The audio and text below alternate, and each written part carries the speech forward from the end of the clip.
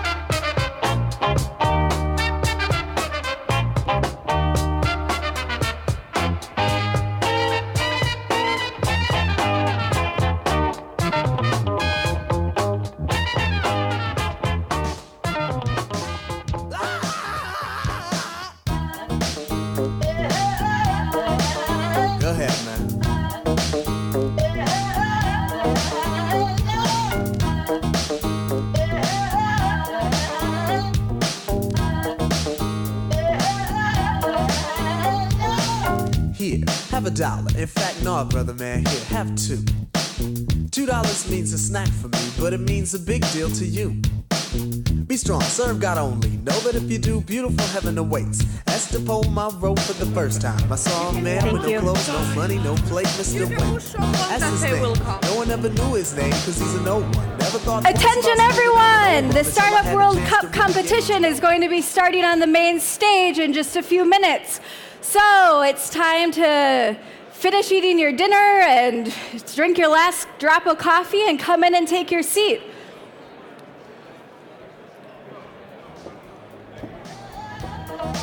Go ahead, Mr. Win.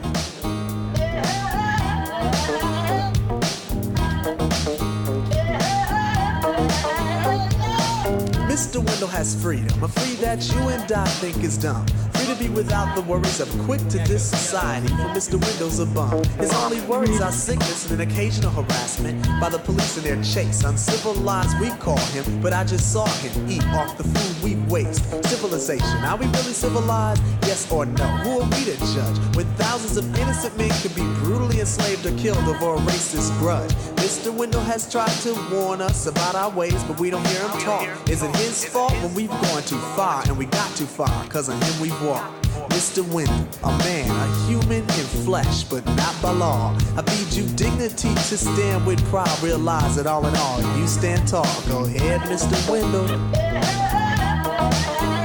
Mr. Wendell, yeah. Yeah, Mr. Wendell. Mr. Wendell, yeah.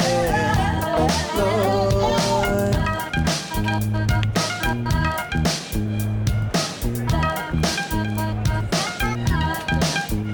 Mr. Wendell.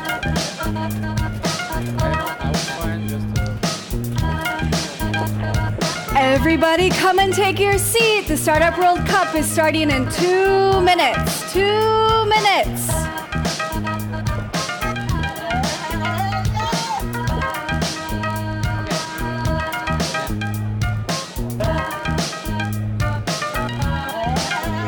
Mr. Wendell. Mr. Wendell, yeah. Lord, Mr. Wendell. Mr. Wendell, yeah. Lord, Mr. Wendell. As you come and take your seats, please fill in the rows. Nobody's gonna bite you from the front of the stage, and you wanna get the best seats possible. So come on in, make your way to the stage. We can't wait to get started.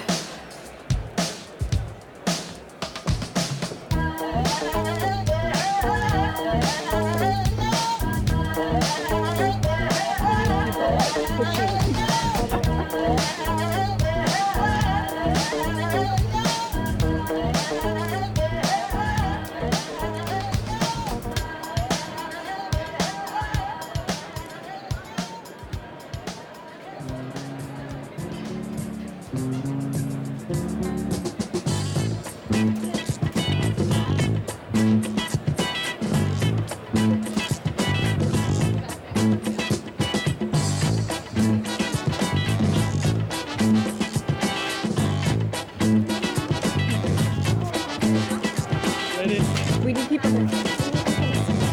Yeah, but everybody is still saying I think just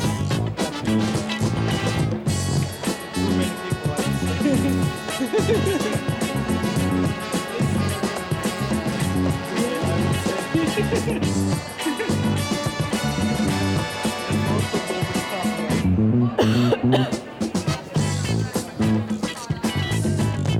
I've been announced. Haven't you heard? I've announced 3 times. Really? Yeah. Okay. It's not possible to hear that. Seriously. Yeah.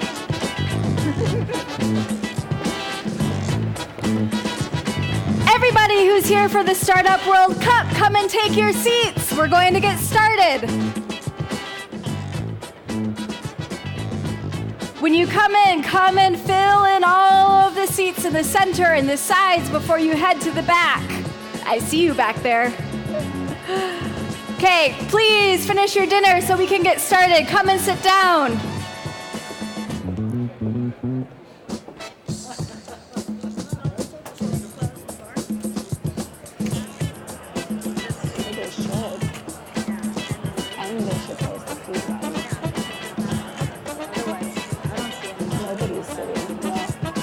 He just said that they can't hear me out there, so.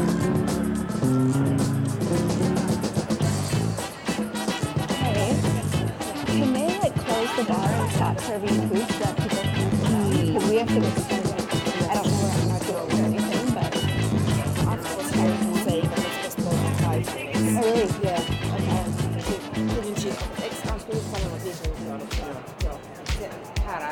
Yeah, Okay. she came to say 5 more minutes. Okay.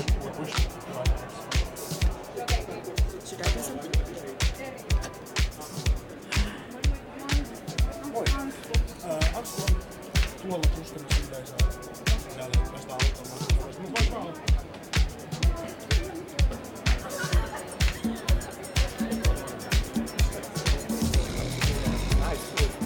Can I just grab?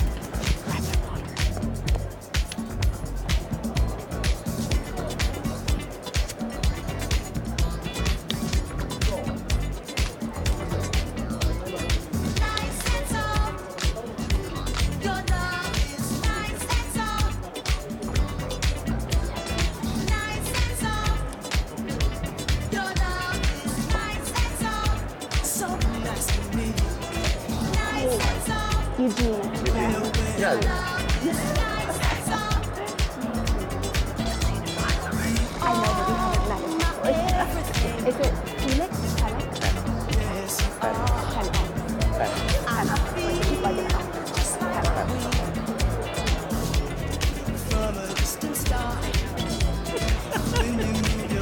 Good thing I asked. It does something to me.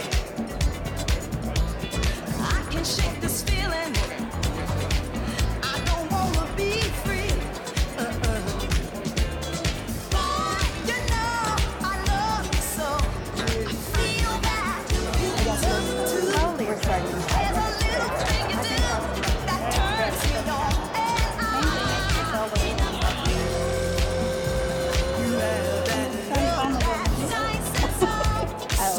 Celebrate that.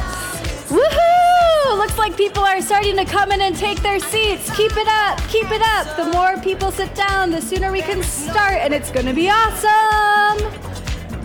You're beyond any dream.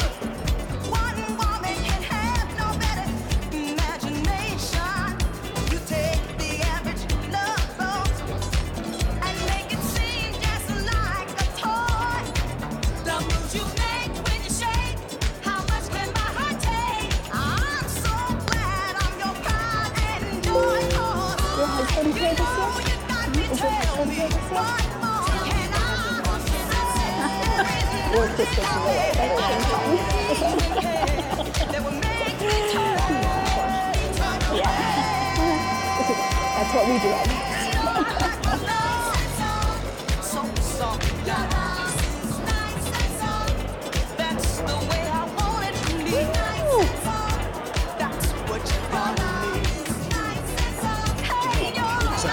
The bar is open till 10. There's an after party.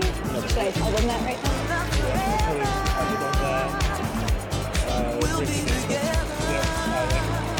Only after 8. So people are drinking for spending their own money. Good for the facility.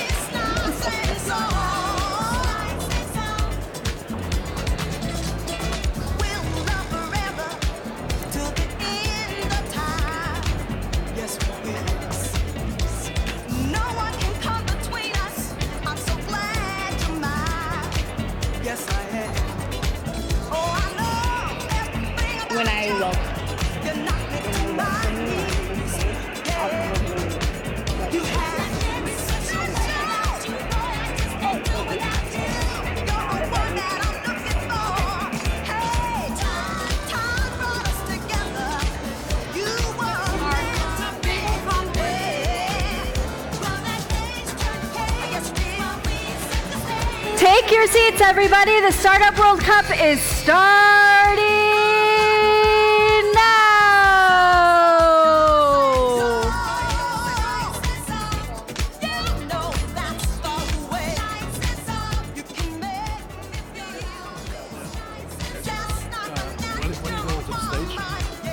until the video's over before you start hosting.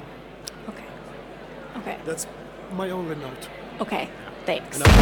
We go down into the darkness like a stampede, charging. Follow me now, follow me now, follow me down.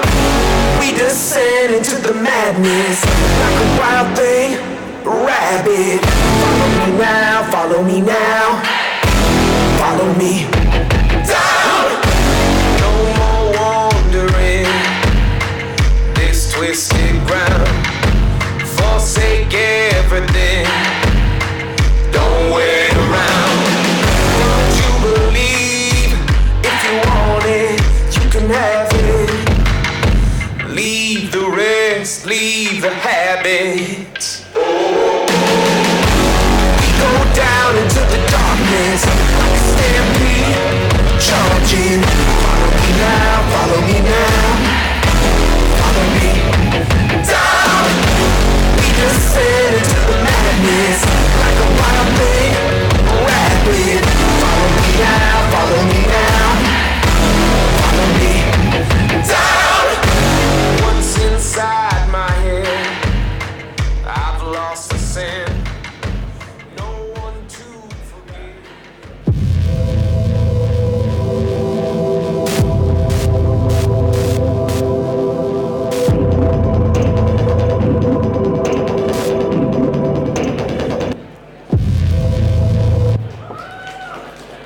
Woo! Hello, Finland! Welcome to the Startup World Cup. I'm Jennifer Johnson, and I'm going to be your host tonight. How many of you were here last year for the Startup World Cup? Make some noise. I can't see you. I have to hear you. Cool. Awesome. And for how many people is it your first time here? Come on, you have to be more excited than that. How many of you is your first time here? Woo! Cool. I was here last time too, and we have an awesome show for you tonight. It is a pleasure for us to have been able to organize the Silicon Vikings Startup World Cup Finland here in Tampere again. It's really been fabulous. We had more startups than ever before apply and try out, and we have the 8 best startups in Finland here for you tonight. Who's excited? Woo! Awesome! So, without further ado, we're going to get this party started. And I have Charlotte Danielson here, who is the CEO of Silicon Vikings, and she's come all the way from California to be with us here tonight. So, Charlotte, please come on, join us on the stage. Now.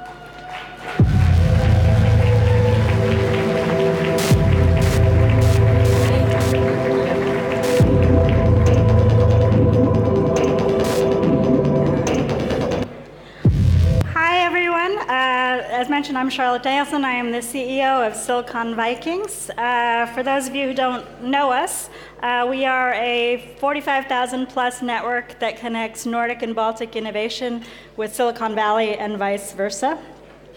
We're a nonprofit organization that has been headquartered in Silicon Valley for over 20 years, and we have nodes throughout the Nordic and Baltic region. And when we were talking about, we've done this partnership with Startup World Cup now, this is the second year. When we were talking about where should we hold it in Finland, Tampere was the obvious choice. It was such an amazing event last year, and I have to say, honestly, out of all of the different cities that I visit, Tampere is my personal favorite, but don't tell the others. And I don't say that at every event, and the reason for it is there is such a strong feeling of collaboration and excitement for knowledge and just general openness here that we don't find everywhere. And those are actually kind of the key ingredients for what has made Silicon Valley what it is. So you guys are definitely onto something and should keep that going. And thank you so much for coming tonight, and thank you for having us here again. Cool. Thank you so much, Charlotte. We've got a good thing going on here in Tampere, huh? Yes, so let's keep it going. Next, I'd like to introduce you to Eugene Poblegailo. He is the Director of Sales at Fenox VC and also a representative of the Silicon Viking Startup World Cup Finland. Eugene, please join us out here.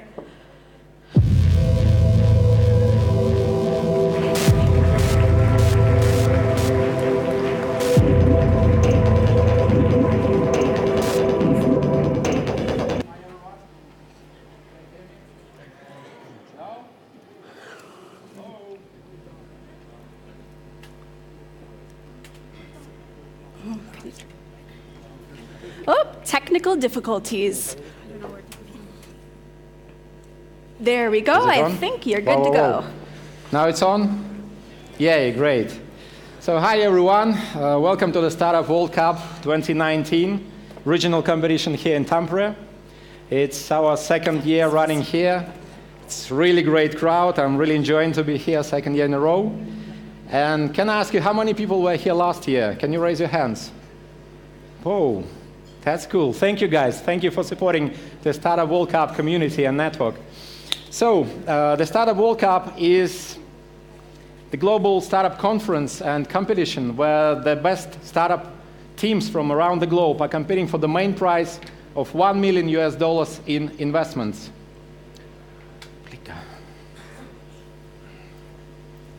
Okay.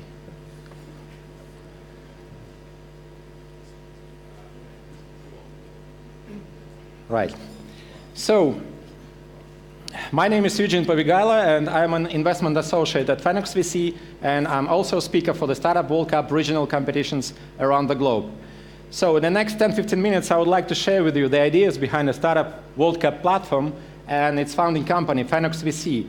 But first and foremost, I would like to say special thanks to our regional partner, Silicon Vikings, and its CEO, Charlotte Danielson, for organizing such a great events across the Nordic and Baltic countries. If last year we had only 3 events, this year we have already 5. So the chances of Baltic and Nordic startups are rising thanks to the Silicon Vikings. So please give a good round of applause to Charlotte and Silicon Vikings. Thank you, guys. Of course, many thanks to the local partners and organizers here in Tampere and sponsors. You're doing a terrific job. And I would say if there would be a competition for the best organizers, definitely the Tampere organizers will be, I think, in the first place, that's for sure. Thank you. Thank you, guys. So the Startup World Cup is powered by Fenox VC. Fenox VC is headquartered in Silicon Valley, and currently it has 20 funds under management, each ranging between 20 to 200 millions of US dollars. We have 7 offices around the globe.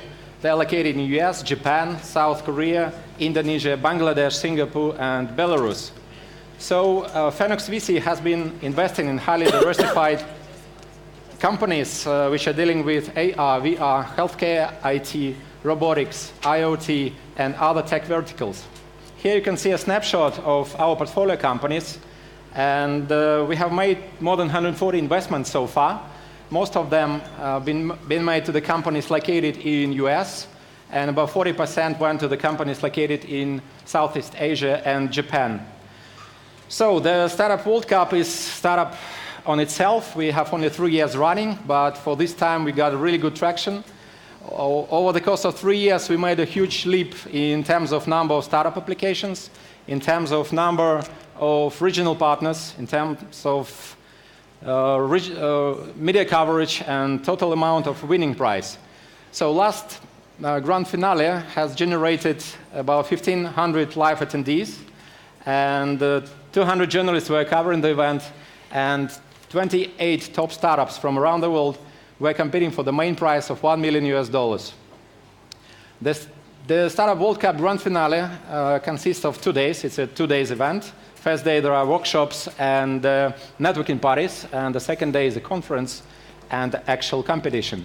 So in terms of conference, we're always trying to bring the most prominent figures with the entrepreneurial and investment experience who could actually share their thoughts with the startup community, how to convert the brilliant idea or invention into a real working business model. So look at those names. John Chambers, former CEO of Cisco, Mark Randolph, co-founder of Netflix, Reid Hoffman, founding CEO of LinkedIn, Vinod Khosla, co-founder of Sun Microsystems and founder of Khosla Ventures, and Adam Chair, the co-founder of Siri, were among the top keynote speakers at our event. Also, we are trying to bring a good lineup of judges for our events and finals, and the past grand finals judges came from top VCs and incubators such as Tim Draper from DFJ Draper Associates, also partners from GE Ventures, Social Capital, Kleiner Perkins, also the judges from top incubators, Y Combinator, Techstars, and others. So the last grand finale, the main prize went to the company called Leico Labs, the company from US, from MIT. The guys are developing a non-invasive device to monitor the white blood cells to help the patients who suffer from cancer to undertake chemotherapy much safer and in more efficient way. So the second place went to the company from South Korea, Flito, and the third place was tied between Wallbox from Spain and Strap from Mexico.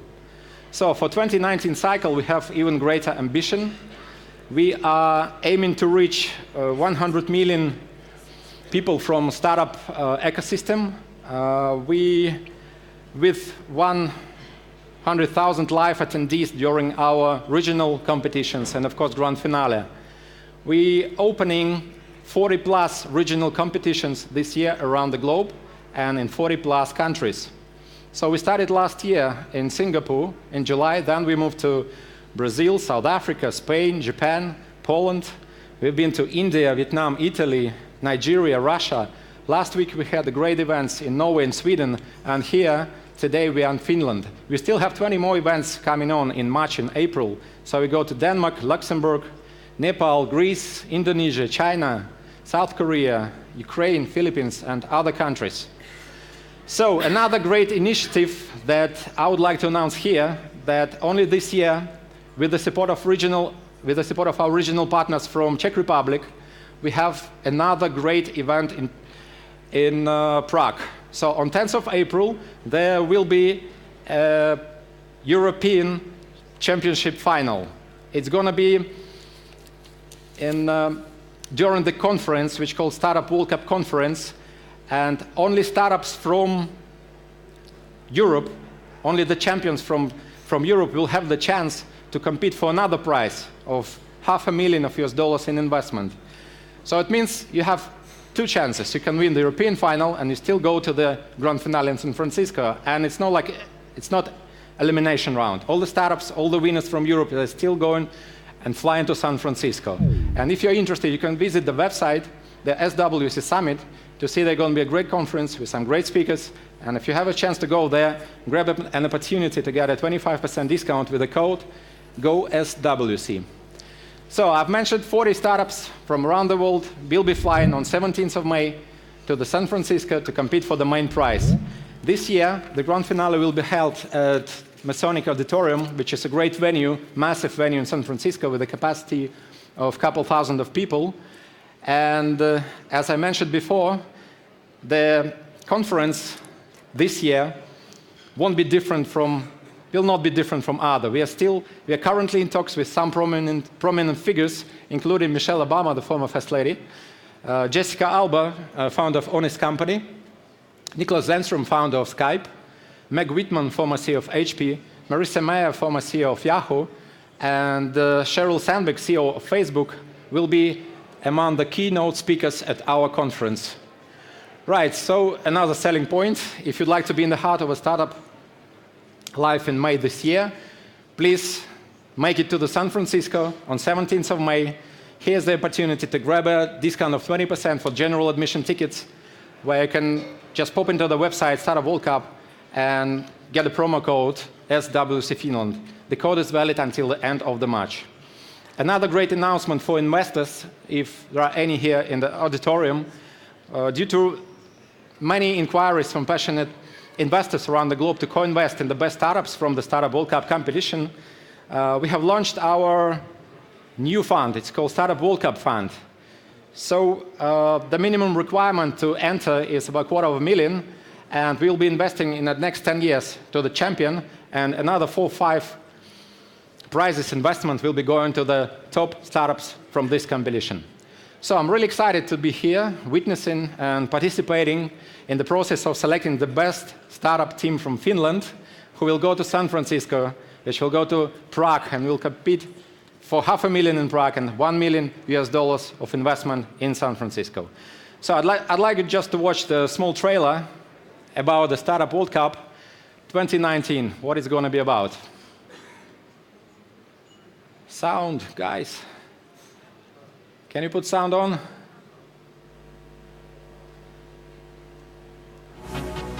Oh, thank you.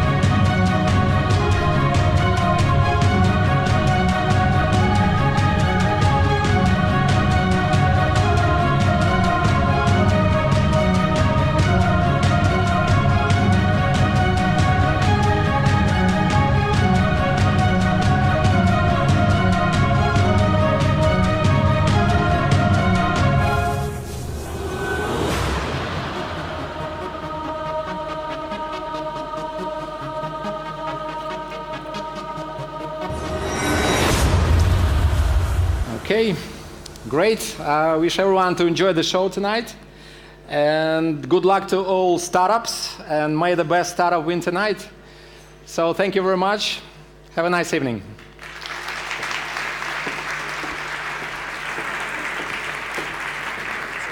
Thank you so much, Eugene. It's so cool to be a part of something that's so much bigger than we are, isn't it? Look at that. Everywhere around the world, they're doing Startup World Cup, and here we are tonight in Finland.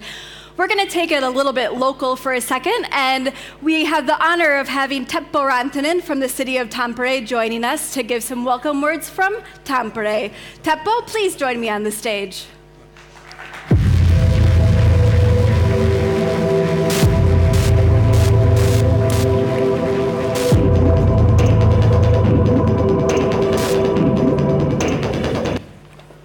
Hello guys, how are you? How many of you actually are not from Tampere? Cool. I like to see all of you here. Great to come to Tampere. How many of you are non-Finns? Good, I was expecting a little bit more kind of a sound coming from you. Now, it's ages, actually next year, 25 years ago, when I studied at Stanford. And I always remember a professor who was a fantastic professor in IT. And he was the funniest guy, he had the best jokes, coolest stories. And one night we sat together on a dinner, and he told me that, you know, a year ago I had a Finnish group of Finnish businessmen here in Stanford. And I had a full day with them. And I kind of agreed beforehand what I was supposed to do and what I was supposed to talk to them. And after a couple of hours came the first break. And I went to the guy who had organized this thing and said, I'm so sorry, I don't know what went wrong. Something went totally wrong, that I must have been speaking something that they didn't want me to speak, or expect me to speak, because there was kind of nothing happening in the audience, no expression on their face, no laughs, no nothing. And he said, no, on the contrary, they totally enjoyed what you've been doing. They just said, this is fantastic. But that was the Finnish group. And I think we come pretty far from that in 25 years.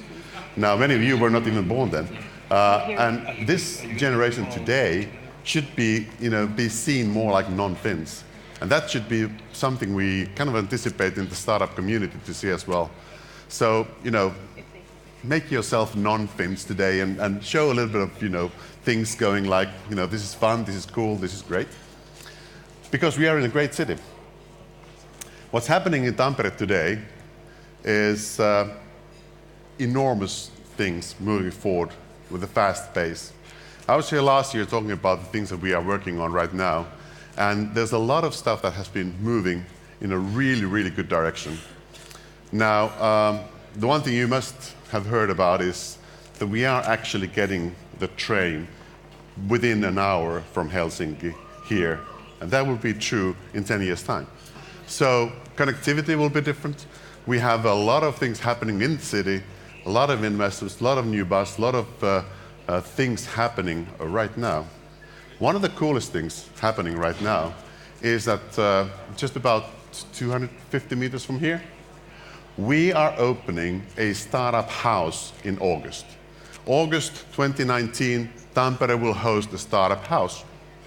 And that is something where you all should be looking for, thinking about whether that could be the place where I'm, having my business, having my ideas coming up together. And there's a couple of things going on, and one of them is that we're just now thinking about how to brand. What would be the good brand name for that startup house? So any good ideas, any good things which would make it different from anything else and show the atmosphere that we're having today. Come up with those ideas. Tell it to me, tell them to any of the Tribe people who are here today. By the way, Tribe has done a fantastic job helping to arrange this whole thing, so let's have a round of hands for Tribe and all the Tribe people here. Great job.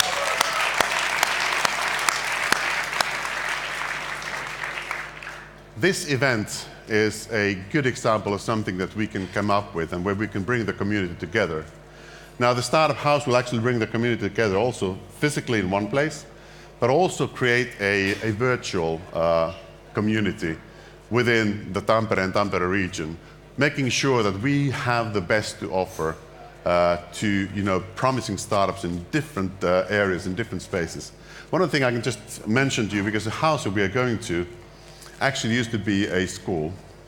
And in that school, they used to teach cooking. So there are some kitchens which we think we should actually leave them, at least one of them, for the food startups. So now we can have a food startup starting there in the new, fantastic way. So I think that is really cool and really in the trend of today. So let me once again thank everybody who's been participating in this thing. Silicon Vikings did a great job. All the sponsors that we have had have really done a good job making this possible. And for us, the city, it's a pride. We are really proud to be hosting this event. For me, it's fun to be here, fun to see things happening in a way that not normally happens in, every day in Finland or in Tampere. So this makes it more international, makes it more sound like we are a global hub for startups. And we are. We truly are something which is quite remarkable. So, without further ado, let me once again welcome you to Tampere.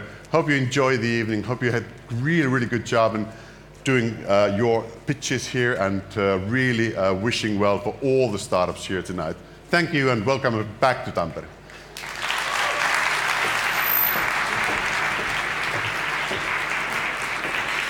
Thank you, Teppo. I know I'm really excited for the startup house and everything else that's happening in this ecosystem. But now, the moment that you've all been waiting for is about to begin. It's time to start the competition! So, we have a wonderful jury for you tonight. Jury, can you please join me on the stage?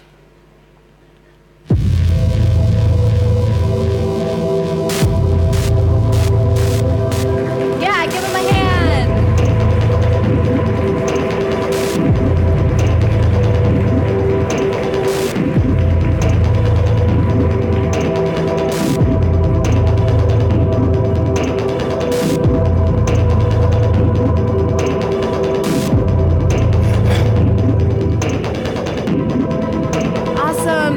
Jury, and as you saw their names and titles, but I'm going to share them one more time because we are so excited these jury members are here. We have Saga Force, who is the founding partner of Brodius Partners and an angel investor. Give her a hand. And then we have Jim Runston, who is the CEO and founder of Sync. Thank you, Jim, for being here tonight. Next, we have Ilkka Kaikuvuo, who is the co-founder of Framery and of SurveyPal. Thanks, Ilkka. And last but definitely not least, we have Aki Sudonsari, who is the founder of Nava and the winner of last year's Startup World Cup Finland. So we've got a pro Startup World Cupper here tonight. Aki is also an LP at Nordic Web Ventures, which is a seed stage Nordic VC firm. Okay, so we have judges here on the stage, and we might also have some rules that we need to follow, okay? So I don't know about you, but you might be very comfortable putting together IKEA furniture without reading the instructions first. Are you?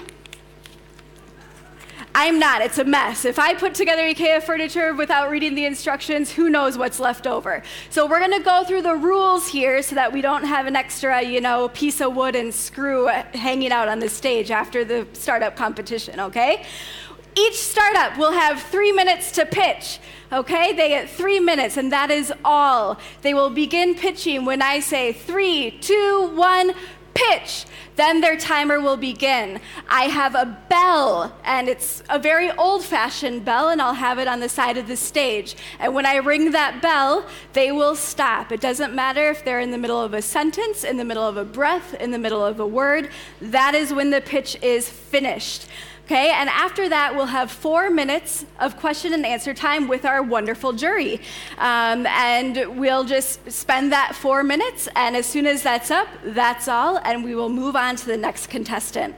Some of you might be wondering what the startups are going to be evaluated on today. First, they're evaluated on their idea. Then, solving real problems. Does this startup solve a real problem? They're going to be evaluated on the market need, on the traction, on the competitive advantage, on the business plan, on their team, and last but definitely not least, on their presentation. When everybody has pitched, the jury will convene backstage to decide the winner. Are we excited about the winner? The winner, as you've heard before, Eugene shared, is going to win some amazing opportunities. First, the opportunity to compete in the European finals in Prague for the investment prize of $500,000. And also the opportunity to go to San Francisco to compete in the Startup World Cup Finals for the prize of $1 million. That is a lot of money. Let's hear it for grand prizes. Woo! Yes! Okay, so I know you're excited as I am, so hold on to your seats because I'm going to call up our first startup. May I introduce to you Markus Mikkola from Contract Zen. Hello. Hey, Markus. Thank you. Great to be here. Good evening. Okay, here we go. 3, 2, 1. I'm going to wait for your slides to show up so we know you're ready. Can we reset the clock, please?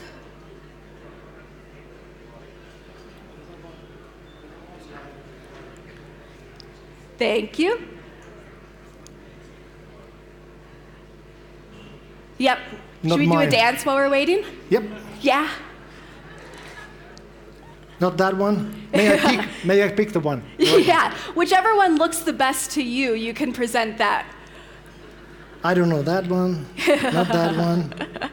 Not that one.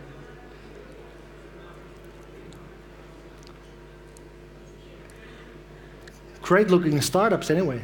I know, aren't they? They're fantastic. Lots of colors, lots of awesome fonts, great branding on these startups that we have here tonight. I wonder if there's contracts in at all. Maybe this is actually a surprise, so you get to pitch a brand new company. Should we start with the questions first? Juhani, if you were to start a brand new company right now today, what would it be? Contract Zen. It would be 100% like this, or what? A brand new company, completely different than anything you've done before. What would it be? This one. This one. Again. You wouldn't move away. Again. I have a mission. Yes, I'm sure you do, but you can't tell me about that or else it'll break the rules of the pitch competition. Did you have any startup ideas before contracts then? Yeah, a lot of ideas, but they may mainly for the companies I worked with those times. Okay. I try to always focus where I am. Yes. But then it's just the time came up, and I mean, it was the right time. Good. Timing is everything. Oh, that was it? No, unfortunately not. It's a little bit unruly. It's like Will Ferrell asking for more cowbell. Excuse me. So are you from? Wait a second. They are saying it's okay. It doesn't look like that. Should I press Are we good one? to go? Should I try to press this? Okay. Okay. Okay. 3. We are ready. 2, 1. Pitch. As we are aware of, over half of startups fail in their first 4 years. I don't see, by the way, the slides anymore. So, but in the last 15 years, also over half of Fortune 500 companies have disappeared. So why is that?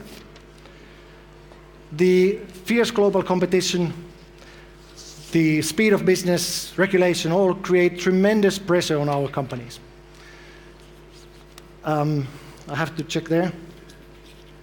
So as a result, there's more and more mergers and acquisitions, audits and due diligence situations happening around the world. So the question is how to ensure trust, agility, speed, and the highest possible company value in any due diligence situation. So by taking good care of the documents that are critical to your company value. There's a lot of documents. So where are they now? They are scattered around in the document management systems, CRMs, emails, physical storage locations, and so on. So what should we do? Our first tip is to get digital with all of your documents. And secondly, centralize it doesn't work. Sorry, it makes something on that screen not there. But you have to centralize the critical documents, but I will continue when this is working. What should we do? The good thing here is I get more time. I hope. Yes. Can you pause the time? Set the time. Can you set the time at 2 minutes? Accept it.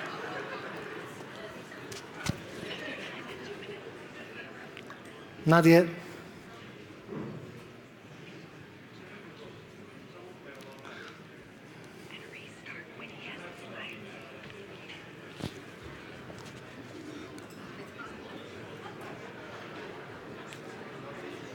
I didn't prepare any jokes, so sorry about that. So maybe I just go there. No, we can stay here. See that? It's mess, and that won't work. I guess that one is over there, yeah.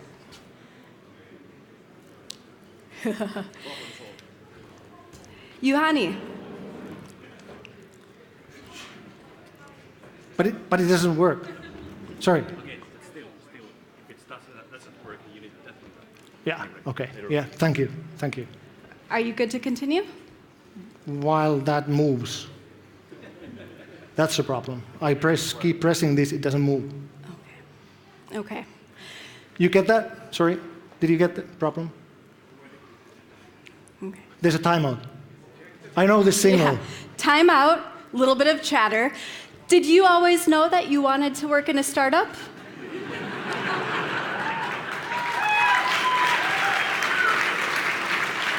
Actually, that was a decision I made long ago, that I will never work for startups. That was because my parents did, my brother did. Sorry? Yeah, I can step in. Sorry guys for the technical problems. Basically, we have some problems with your slides. What we're going to do is that we'll put you at last so you have some time to prepare. Okay. Okay. Thank you. Thank you. Thank you. Hope to see you again. We got to know a little bit more about him, didn't we? That's great. Thank you for your patience.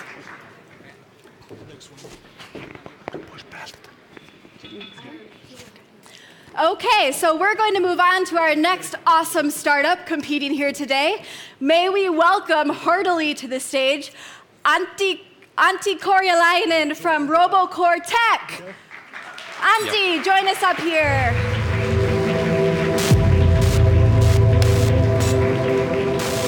Okay, and I'm going to do the countdown and you can start pitching.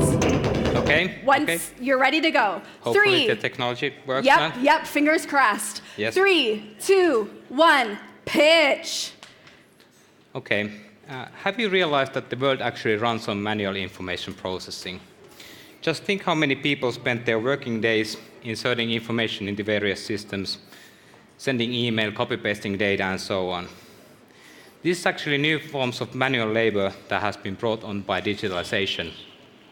But luckily, we have a new technology called robotic process automation that can be used to automate these activities. And this is what RPA looks like in practice. RPA means taking existing IT systems and creating digital workers that use them instead of having real people to do it. Its main benefits include cost savings, increased job satisfaction, and reduction of human errors. So basically, if you can document a task with clear rules, you can automate it with RPA. The RPA market has grown to estimated $2.3 billion globally this year. It's currently dominated by proprietary tools that have really high license costs and user-hostile license terms.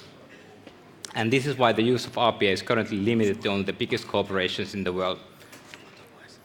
So to solve this issue, we have founded our company, RoboCore, that is set out to disrupt RPA with a completely new approach. We are making RPA open source, license-free, and putting it into the cloud. We call our cloud platform RoboCloud, and the center of our solution is an open source tool called Robot Framework. Robot Framework is the core technology that is used to create license-free RPA solutions. And the business model of RoboCloud can be compared to the GitHub or Red Hat of RPA, and it makes using Robot Framework for RPA really easy and simple for developers. And also, in addition to being easy and simple, it is also really cost-efficient compared to current proprietary tools. And here's an actual illustration of the price difference. With RoboCloud, you're not paying for the tools, but just the infrastructure that is used to deliver the robots to your customers. And to summarize why this all will work, first of all, we have a huge existing market demand in RPA created by the proprietary tools, and we are taking this market and reimagining it, putting the developers and end users first. And secondly, we are leveraging an existing open source software ecosystem in Robot Framework and creating a really solid business model on top of it, which is going to be really difficult to compete with. And to wrap things up, here's a timeline of what we have achieved this far. RoboCore was officially founded actually in the beginning of this year, but we have been working on it already for a year. We have validated our solutions with real customers, and we have our first customer pilots of RoboCloud coming next June. Thank you. Thank you very much. We didn't even need the bell for that. Okay, jury, are you ready? Let's start with Ilkka. What questions do you have? Okay, thanks for the nice presentation. So I saw from the slides that you just opened or are opening your office in San Francisco too. So why in the most difficult place on earth? Yeah, well, the business model of RoboCore is basically a global software platform. So that's a business model that's best understood in San Francisco, I think. And we think that's going to be the best place to raise our future funding.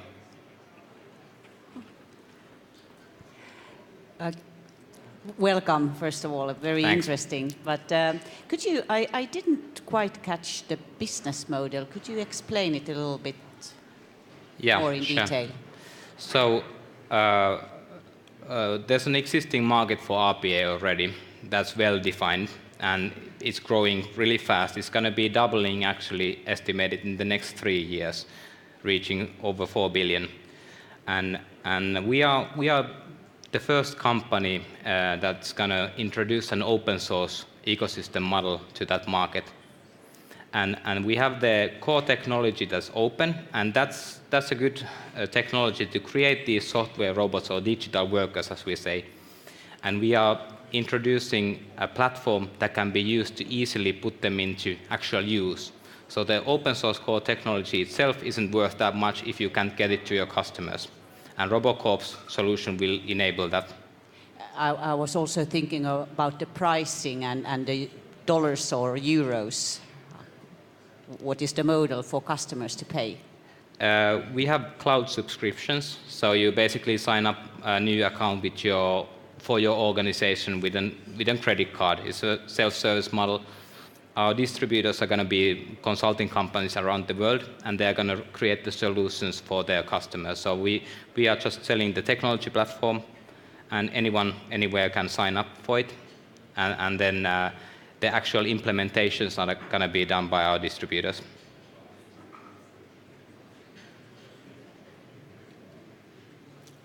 Do we have another question from the panel? Aki? Sure. Please tell us something about your team, kind of why you and your team is capable of solving this problem, and why it's capable of solving that problem better than others. Yeah, sure. The core technology, the open source core, is actually based in Finland. It has been open source for the past 10 years already. And me and our co-founder Teppo, we have been working with the core technology for over 5 years already. So that's basically why RoboCorp is naturally coming from Finland and not from any other country, since the core technology is actually from over here as well. And then of course we have a long history with the core technology, and we have been actually part in creating an sort of non-profit foundation on top of that open source project. So we are kind of in the middle of that technology. So that's why the team is really positioned well to create this solution. Thank you. Great answer. Cool. Do we have one more question, Jim? Yes. So I was hoping to see some cute robots, but thank you anyway for the presentation. Really good, I think. Where do you see the company in 10 years? 10 years, we are going to be the de facto standard of robotic process automation around the world. Okay. Yeah. Good. Yeah, great question. Thank you so much, Antti. Thanks. Time is up. That was perfect. Great. Thank you so much for your pitch. Thanks. Yes, good luck. And now we're going to welcome onto the stage another Antti, not to be mistaken for this Antti. We have from Olfactomics, Antti Roine. Yeah, give it up. Welcome, Antti. Thank you.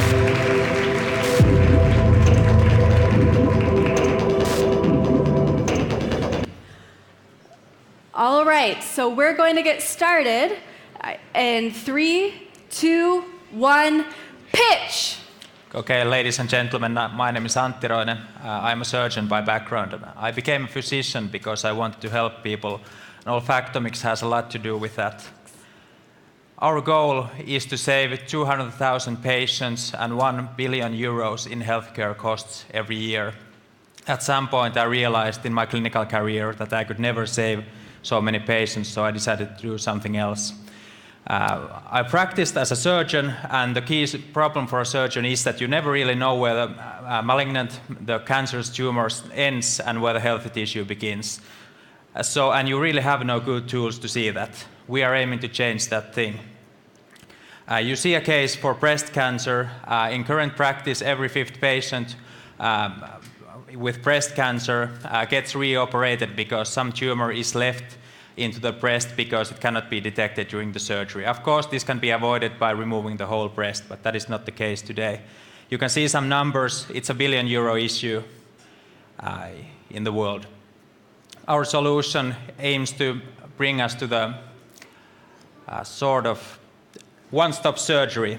our tool is an add-on to existing electrosurgical instruments. On the screen you can see the highlighted part. We attach to the smoke evacuation system in the operation room, and we provide a sort of lane guard for the surgeon. So we give instant feedback about the tissue, and we don't actually touch the patient at all. This isn't working now. How can we get...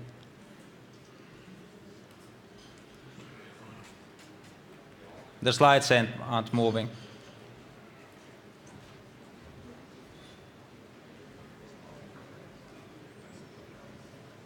Okay, so about the next slide, I lost some time. But anyhow, we are currently at seed stage. We have already feedback from, for example, Cleveland Clinic, one of the leading clinical cancer organizations. We have partnerships underway with major medical device manufacturers. Medical devices, it's very hard to sell because you have to clear a lot of regulation, but we are aiming to sell our first research devices this fall. Our track record, the slides are moving by themselves, but we have tested about 500 human samples, 5,000 animal samples, 10 scientific articles, and we have existing prototype that works and a patent pending. And our positioning is such that we are cheaper, less complex, and almost as accurate. So we are in the sweet spot on that line. And breast cancer is just the beginning. The total market is about 2 billion euros. Here you see a device. We have a consumable application license and a central analysis unit. And our team, we are our co-founders are two surgeons, me and Niku. Niku still practices as a surgeon. I have to leave that profession in order to drive olfactomics. We have a strong management team, an excellent engineering team. Thank you. Thank you. Thank you, Antti. Technology can be rough sometimes, but it will not get you down, right? Yeah. You did great. Okay, so now let's go over to our panel. And maybe Saga, do you want to begin? Thank you for the pitch. Tell me, you said that you will soon get the licenses from the authorities to sell. Actually, the thing is that if you sell research devices for just R&D, those don't require the regulatory clearance. But our market entry with a clinical device will be in 2021. But because we are aiming to get early revenue and also experience from users, so we can sell that for an R&D, for example, laboratory use. And that is our first goal. What kind of early revenues do you expect in the next couple of years? And I would say before 2021 we expect a revenue of a few 100,000, maximum of 1 million euros per year. But after that, when we get the clinical device on the market, it's completely different. Okay, and you are applying for both the US as well as Yes, because the CE mark is easier to acquire, so we are starting in Europe, and when we get real-life evidence for the FDA, we can then seek FDA approval 2 years after the Europe market entry, so in 2023, 2024, around that range. Okay. How long have you been developing the device? Basically, as a researcher, I started 10 years ago. We founded olfactomics in 2015. We've done a couple of pivots, but the basic core technology is still there. And so with the breast surgery application, we have been developing for about 3 years, but there's a long background of scientific research. Thank you.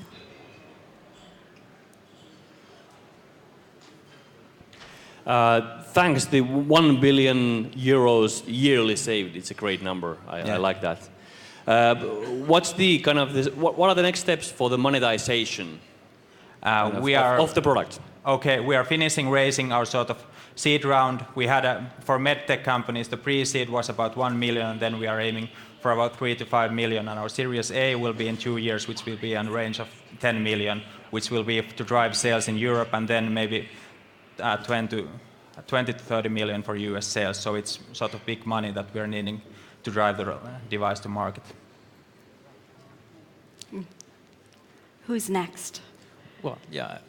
So when you get the license, how are you going to access the customers? What's the plan and the distribution model? For distribution, basically the key is that the sort of instruments that are used, there are basically a couple of huge companies that produce them, and of course strategic partnership that we are working on with them is one of the key things. The other one is that we have been identifying distributor network. We don't necessarily want to build a global distribution network, because it's sort of very, you have to be familiar with, personally familiar with the buyer, and it depends on the market. But distribution will be external. So, thanks for the presentation. I think you might have some patents or some other IPR protection, but was it mentioned? Yes, our sort of core IPR is we have built an in-house sensor, and the data that the device produces is specific to the sensor. That's one thing. Then in the analysis of smoke, we have to filter the smoke. We have the filter information too. Okay, thanks. Okay, thank you. And they have the who play. Who plays loaded, but Fenox is next. So who's next? Thank you so much. This is like health and medicine and meditech of the future. It's here today. It's so cool. I think we might actually have some juries joining us live from Silicon Valley virtually. Trisha, can you hear me? Trisha? Nope, guess Trisha is not here. So we're going to move on, and it's my ultimate pleasure to welcome Mari Varpenios to the stage. Mari is from Finnish, and she's going to give us her pitch. Welcome, Mari.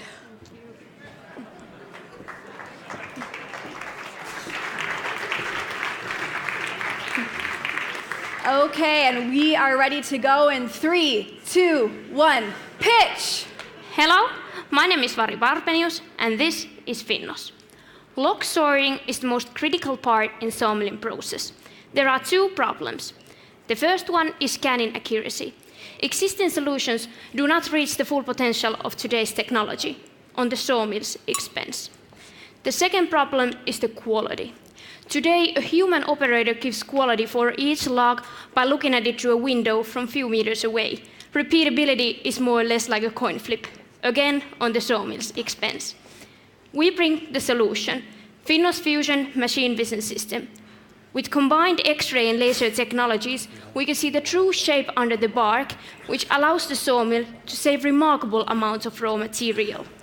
More importantly, we scan the logs and create them automatically with high repeatability, what prevents the sawmill from making their products from wrong raw material.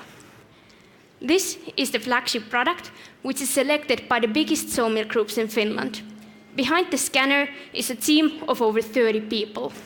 83% of us are university-level educated with strong know-how. We have 100% customer satisfaction. With our scanner, the average annual profit for a middle-sized sawmill is about €1 million. All sawmills that have visited us and the reference site have chosen us, 100%. All customers that have more than one sawmill have repeated their orders, 100%. We are now scanning and automatically sorting over 50% of all Finnish raw material. We have 2 competitors in the whole world, and in 2 years we have had more deliveries than they have in their whole and much longer history. Our business model is twofold. In the first phase, we spread out our superior technology. The second phase consists of license-based software solutions. We connect all raw data from our customers' process, revealing the massive value potential through digitalization and artificial intelligence. Our customers are fully dependent on us.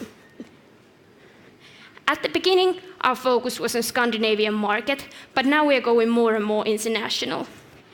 In the first year, our turnover was 1.2 million euros, and the last one was 6.7 million. This one will be from 8 to 10 million euros, and after that, 50 million.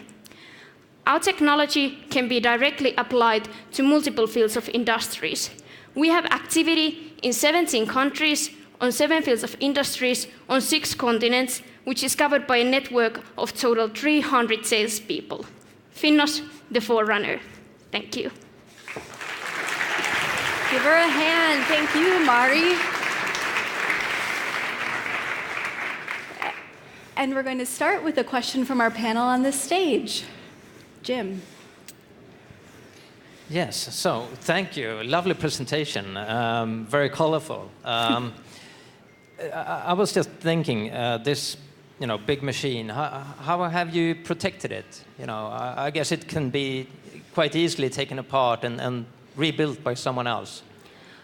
Well, I think the brain is in the software, in the algorithms. So even though someone would copy the machine, it wouldn't be as good as ours. Okay, so it's the algorithm. Okay, good. And now, I think we have Trisha online. Trisha, are you there to ask a question? Nope. Okay. So we're going to keep trying this, guys. Okay. Saga? Aki? I was just curious to hear 100% customer satisfaction. That's super. But then, of course, I would like to ask, how many customers do you have? We have installed over 30 machines. To different customers, or? Yes, for different customers. All sawmills, there are 5 sawmill groups, and all those smaller sawmills, over 10, 12, more, something around 30. Okay, and then I have one more question. Then I'm also curious about the huge jump in turnover. What will you do when you get from, I don't quite remember the figures, but you had a turnover for next year about 8 million? Yes. And then you had a jump to? 50. To 50 in 1 year? Yes. Oh, could you just explain it? Yes, it's come for the software solutions, and we are selling extra products, but I wasn't supposed to be here. Our CEO was supposed to be here.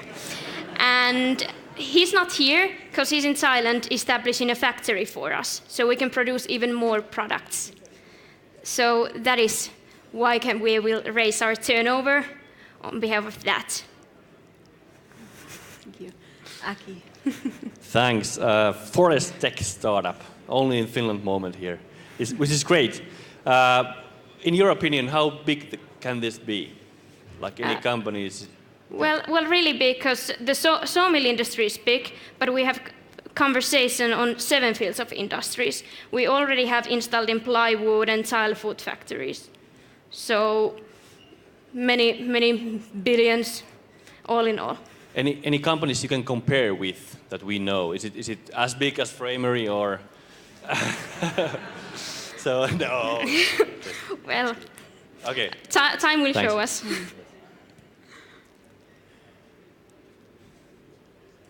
So thanks, impressive figures. So you're selling to quite many countries. So are there any country-specific modifications you have to do for the machines, and well, obviously not for the software, but for the machines?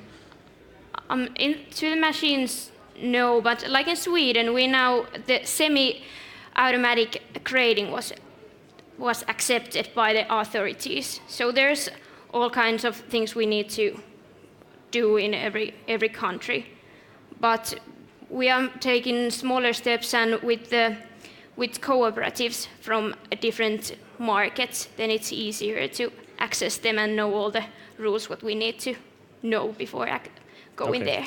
Okay, so how about different types of wood? Because I'd guess in Finland you have different type of wood than in China or in Australia or in some other country. Sorry, come again? So how about the types of wood? So birch.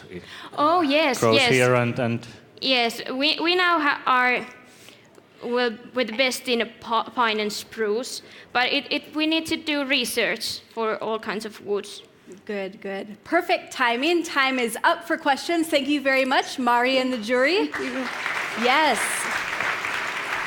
And now I would like to welcome to the stage Tero Seppälä pitching Huukko. Here he comes.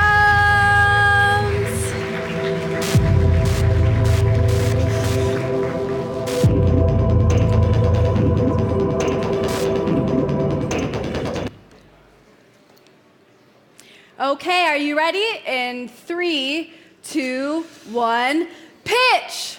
Okay, good evening, ladies and gentlemen, jury. My name is Tero, and I'm the captain of Huukko Incorporated. Our company is developing smart social media management and advertising tool for small businesses. The problem is, for small businesses, that online presence and social media management is a huge jungle. Small businesses don't have time, existing tools are complex and expensive to use. Furthermore, simple advertising is missing also. The solution is Google. You can manage all that in one app using just Google. Users don't get lost. Smart guidance will tell what to do next. And you can promote your business online by posting ads easily. We are not first one in the market, obviously, but however, our mobile-first approach and that we are targeted to small businesses makes our product really unique. As early traction, Google is chosen global showcase for Google's new technology called Flutter. When we launch our application, which is available on both app stores already, we get 10,000 downloads in first 2 weeks with minimum marketing costs. And this is our team that I'm really proud of. And even more, we are all here. So let me introduce you to Jere, who is our CTO. Can you see? Give your hands. And our Juha, who is our strategy advisor. The picture on the background is taken in the front of Googleplex, which is headquarters of Google in Silicon Valley. We just closed our first funding round a couple of months ago, and now we're here to next raise 500,000, another 500,000 to 1 million euros for further development of the application. In 3 years, our vision is that Google is the most used app to buy ads online for small businesses. And as an example of exit opportunity, Google acquired Philfire for $450 million at 13 times its revenues. With these words, I would like to end my presentation, and thank you for your attention. But before we go to questions and answers, I would like to invite my whole team on the stage to jump in here. Thank you. Thank you. Great, guys. My bell hand's getting sweaty. I haven't had to use it at all. Hey, guys, welcome to the stage. Okay, let's start the question and answers. So who from our panel would like to begin? Saga, go for it. Sorry. Thank you. Great to have the whole team here. I agree with you. For small businesses, and I know small businesses, the social media is really a problem when you are thinking that what to put in and where and why and how. But tell me, everything is in different format.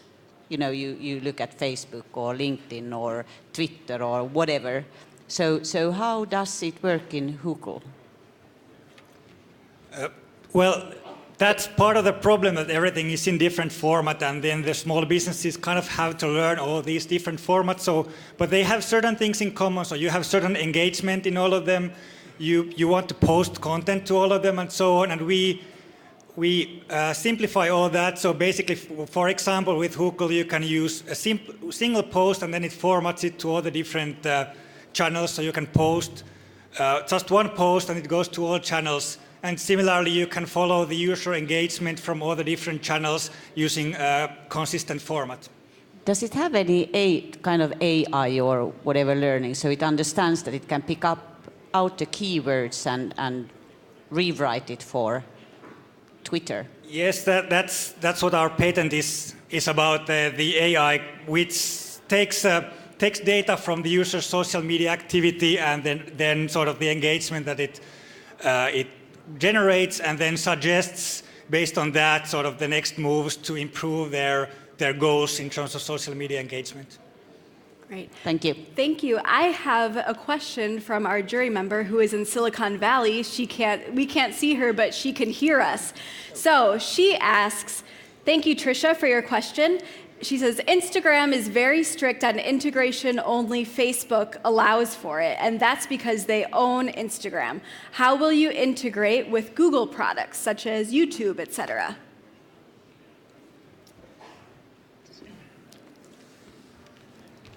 So the question is that How will you integrate with YouTube? YouTube, With for Google example. products. Okay. First of all, we have integrated Google's channels already into our application, for example, Google My Business. It's not on live yet, but it's implemented already, like under development at the moment. So that's one of the Google's channel. YouTube is coming next this spring, after maybe before summer. So it's actually under development. Okay, great, thank you. I think Ilkka, did you have a question? Well, yeah. So SMEs, those are pretty lucrative market, but that's also the most difficult market to sell anything to. So what's your main channel to selling to SMEs? Well, this team is really good at making strategic partnerships. So that's one way to go to market. So we are doing really good strategic partnership with big players, for example, with Google. And that's what we have actually at the moment. We have like a global cooperation with Google. So this is one way. Of course, there is another ways, the communities and such things that comes to when you are in app business. Thank you. 20 seconds. Any last thoughts? So, how many followers do you have on Instagram? At the moment, we are having approximately a couple of hundreds only at the moment.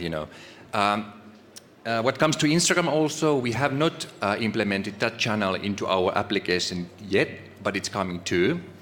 But the application is for our customers or for our users, not for ourselves.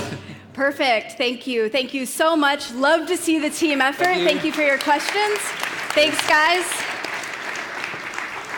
Okay, and next up, I'm going to call Janni Makkila from Kayo Technologies. Janni. Welcome. Thank you. First things first, this is not bribery, but this is a sample for the judges. There you go. Money. Yes. Okay, so when you're ready, let's start to pitch. Do you see your slides? Yes. Yes, okay, let's go. 3.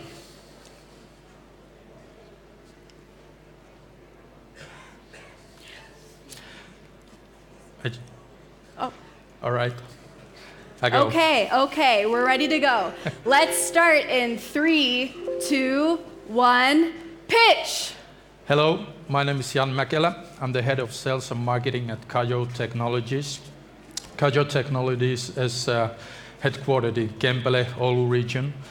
We do have a subsidiary in the United States, sales offices in Hong Kong and Germany.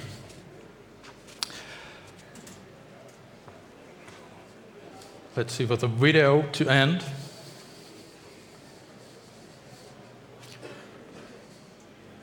Beautiful video, watch the video.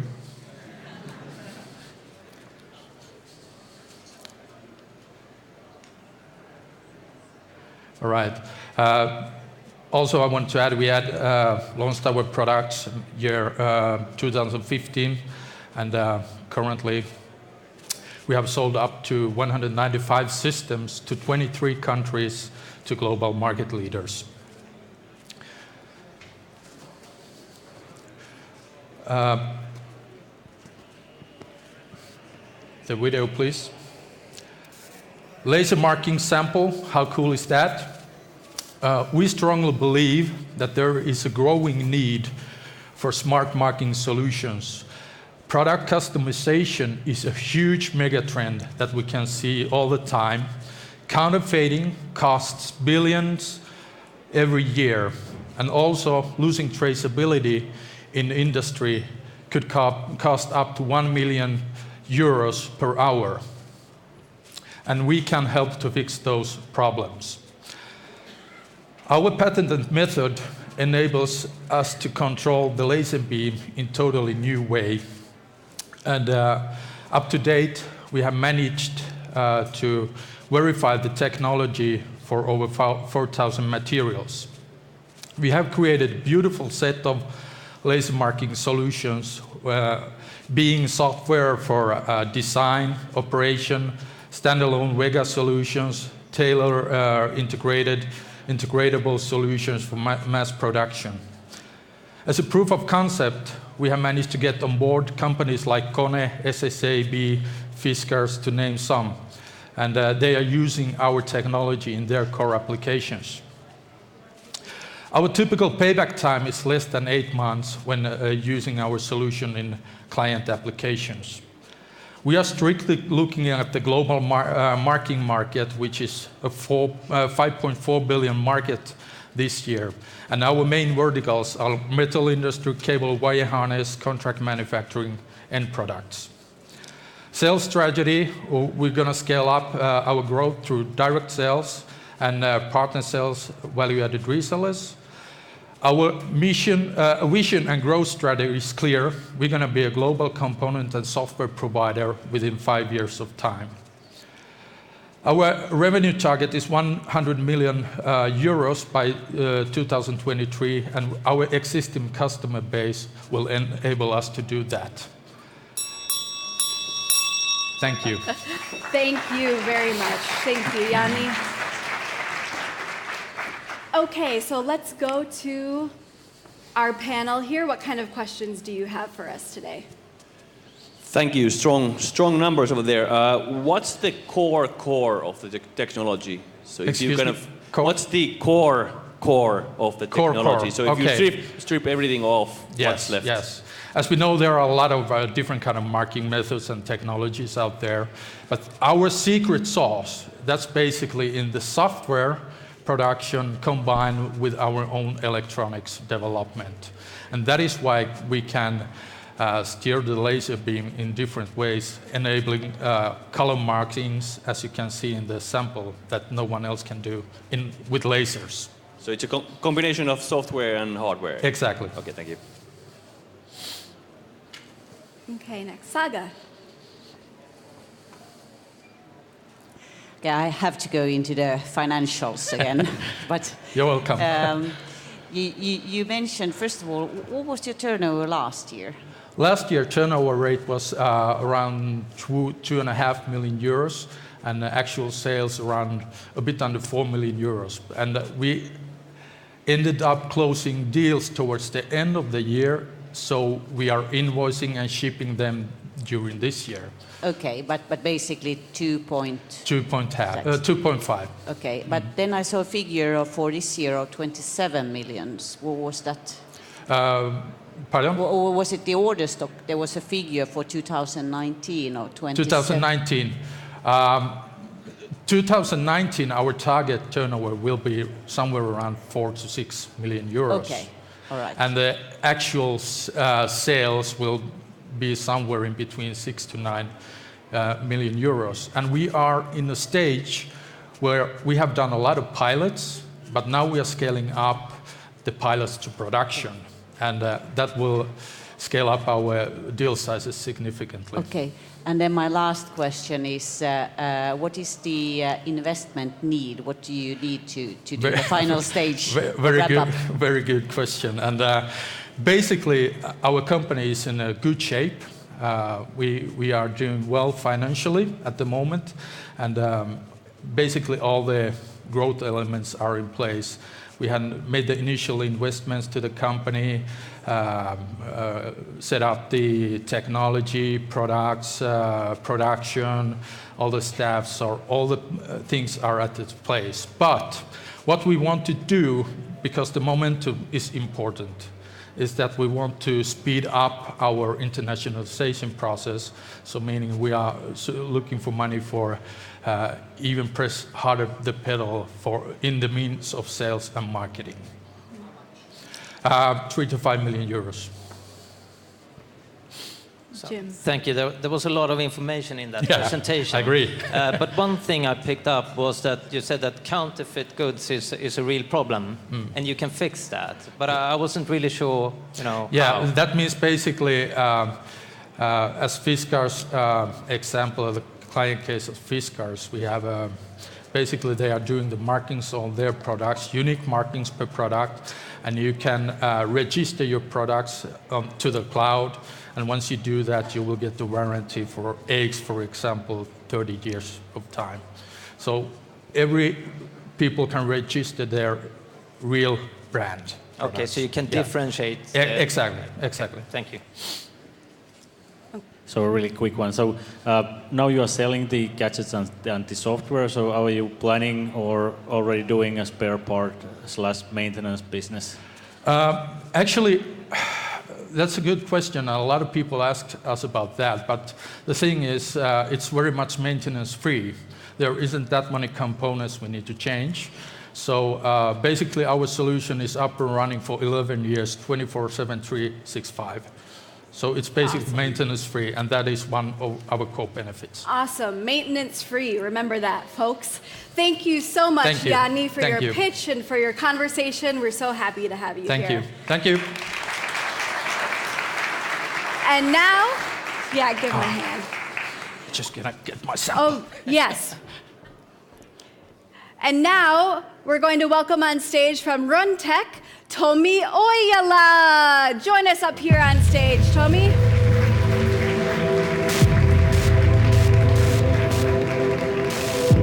Perfect. We're all ready to go. So in 3, 2, 1, pitch. Thank you. I just achieved my activity goal.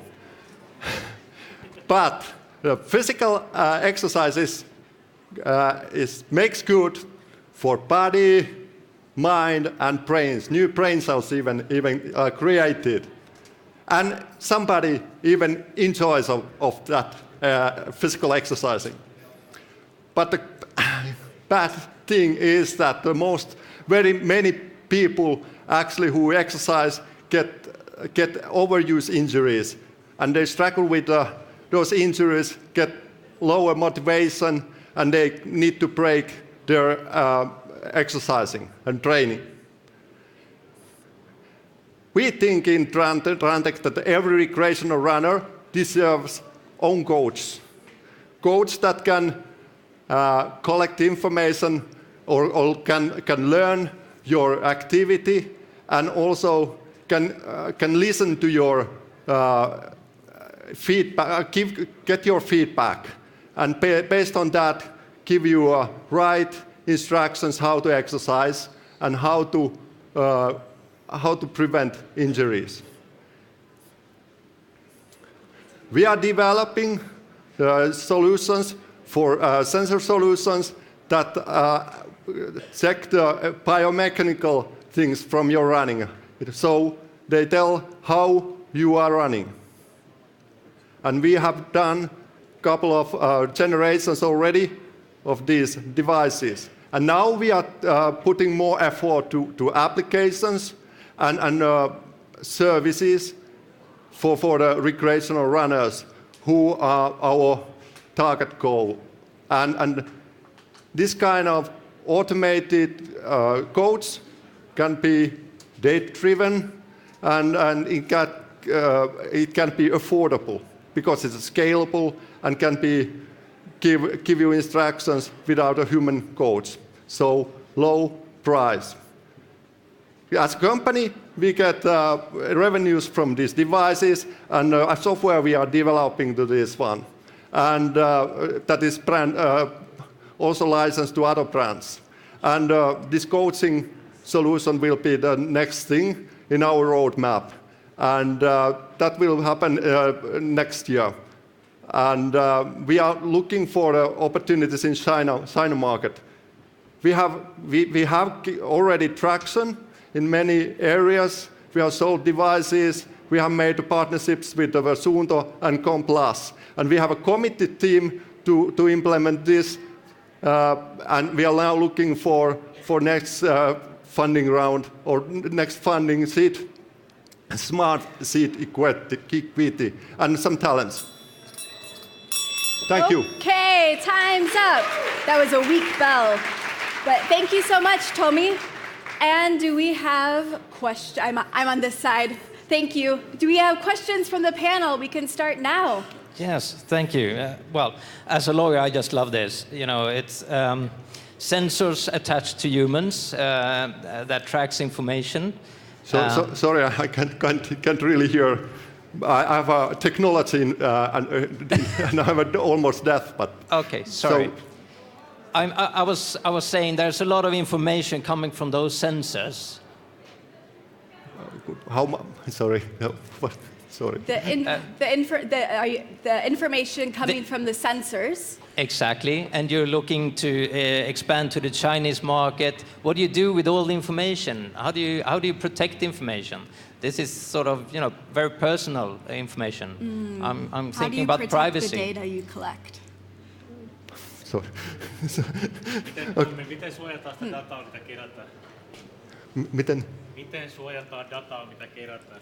Okay, of course the privacy is very important. We have to secure that private information and this kind of medical information is not flowing, even though it's given by the athletes themselves. So it's of course the trust we need with those ones. Okay, there are many ways or certain security things that we have to keep it. I'm sorry, that's so bad hearing here. Do we have another question? So let's pretend that I'm a performance coach. How do you make my life easier or more effective, or how do I make more money with you? With this coach? Yes.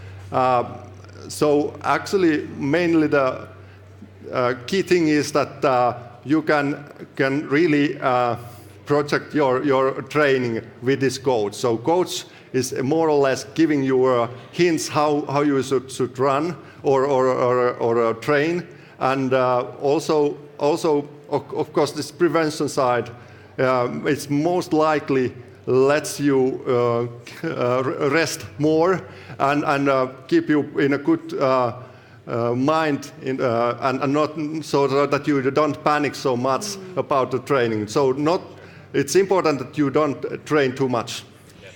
And I have a question from Alex, who's listening in from Silicon Valley.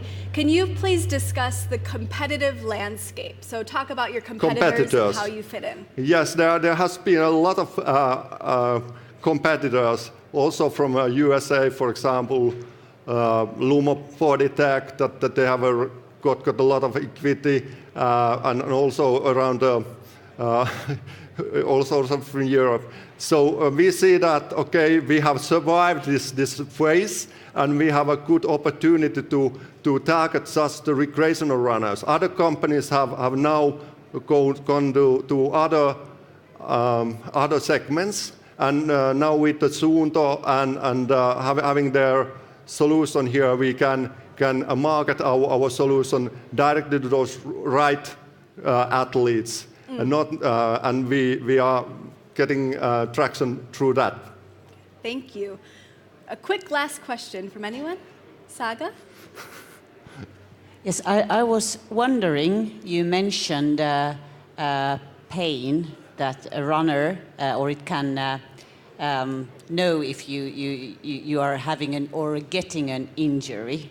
So how can that work? How does that device know when my knee is injured? Quick answer. Yes, the sensor itself checks how you are running, but we also rely on the feedback you are giving us as an athlete. So you can report to the system, the coach, those unknown, or what you feel, how you what kind of pains you have. Perfect. Thank you so much, Tomi. Thank you, panel, for the questions and discussion. Thank you very much. Give them a hand. And now we have getting all pumped up to get up on the stage, we have Juhani Ladenperä from Chain Antimicrobials. Woo! Give him a hand. Here he comes. Okay, Juhani, you're ready to go in 3, 2, 1, pitch. Hello, everybody. You might wonder what Chain Antimicrobials is doing. So we are a medical devices company, and we are focusing on urinary tract infection space, especially in hospital setting. I want everybody to while consider of yourself lying on the bed in the hospital and being catheterized. So if you're there approximately 2 weeks, you can be 100% sure that you get a serious urinary tract infection as a cause.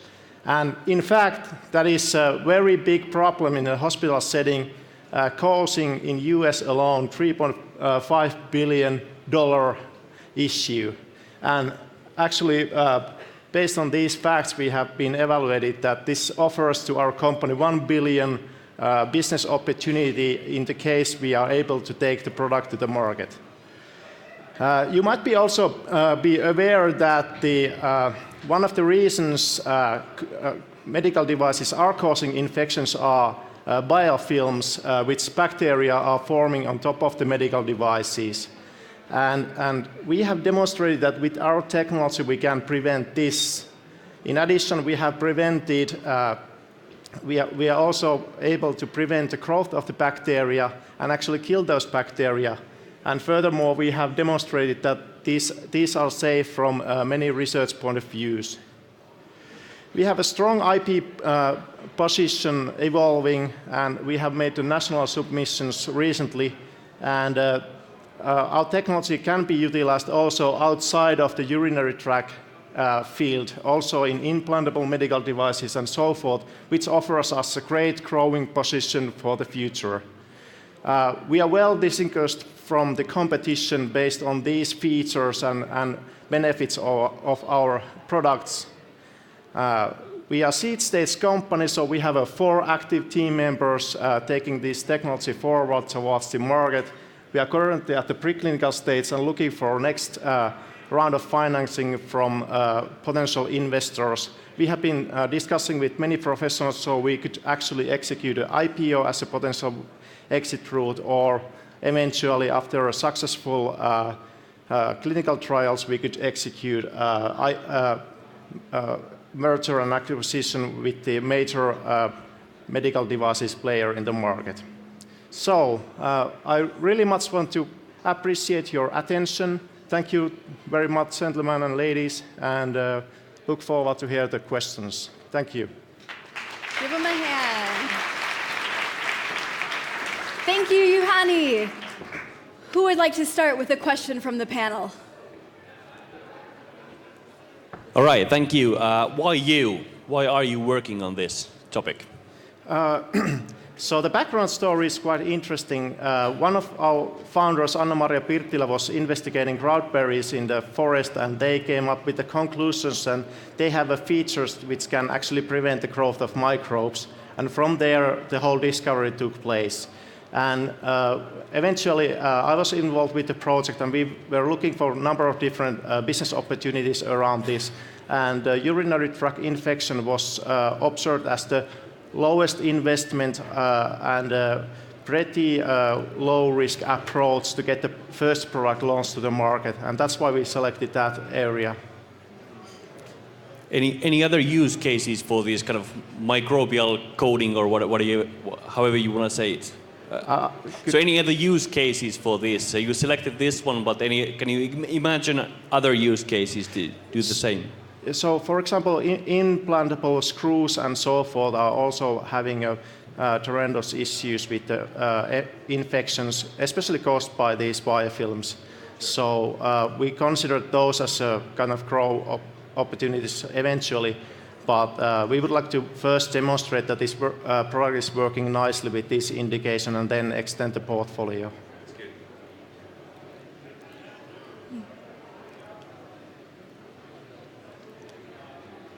Well, would it work, for example, for door handles? For example, for phone booth door handles. Just out of the blue, I don't know where it came from. that we had actually discussed with such an opportunity. I think the response was that it is a bit too expensive to produce to have a kind of general antimicrobial surface. Thanks. Okay, I have a question from our virtual zone. Yes. Can you talk about the margins? What are your expected sales in 5 years, and do you need FDA approval? Yes, we need FDA approval, and our timeline to market is a little bit more than 5 years, and we would definitely need an industrial partner in order to be able to distribute the product effectively to the market. But if you will, I could say that we are addressing a 1 billion business opportunity with, and depending on the partnerships and all that, it reflects back to the kind of financial scenarios. Okay, thank you. Saga, do you want to piggyback off of that? It was during your presentation, it kind of, I think you said, if we are able to take the product to the market, is it an if? Yes, it is an if in terms of there are generally R&D risk related with this kind of products. We are currently in the preclinical stage and still demonstrating some of the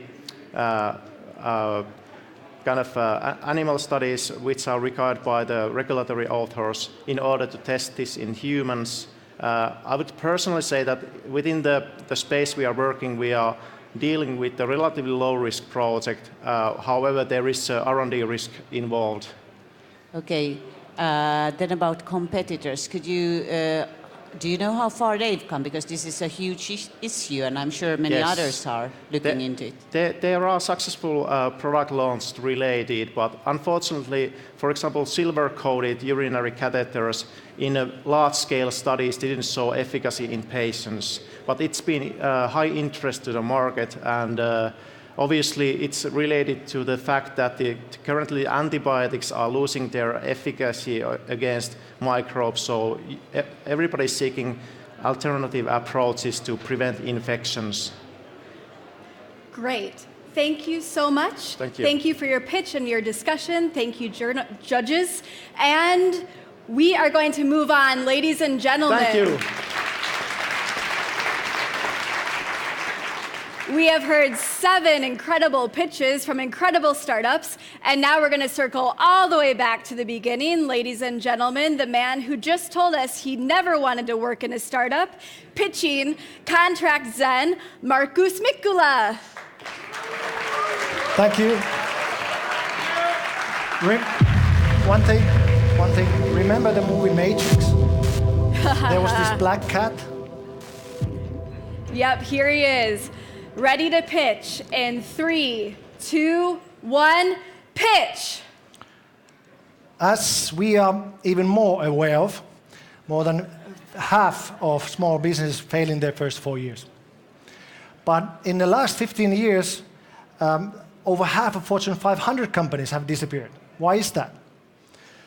The fierce global competition, speed of business, regulation form enormous pressure on our companies.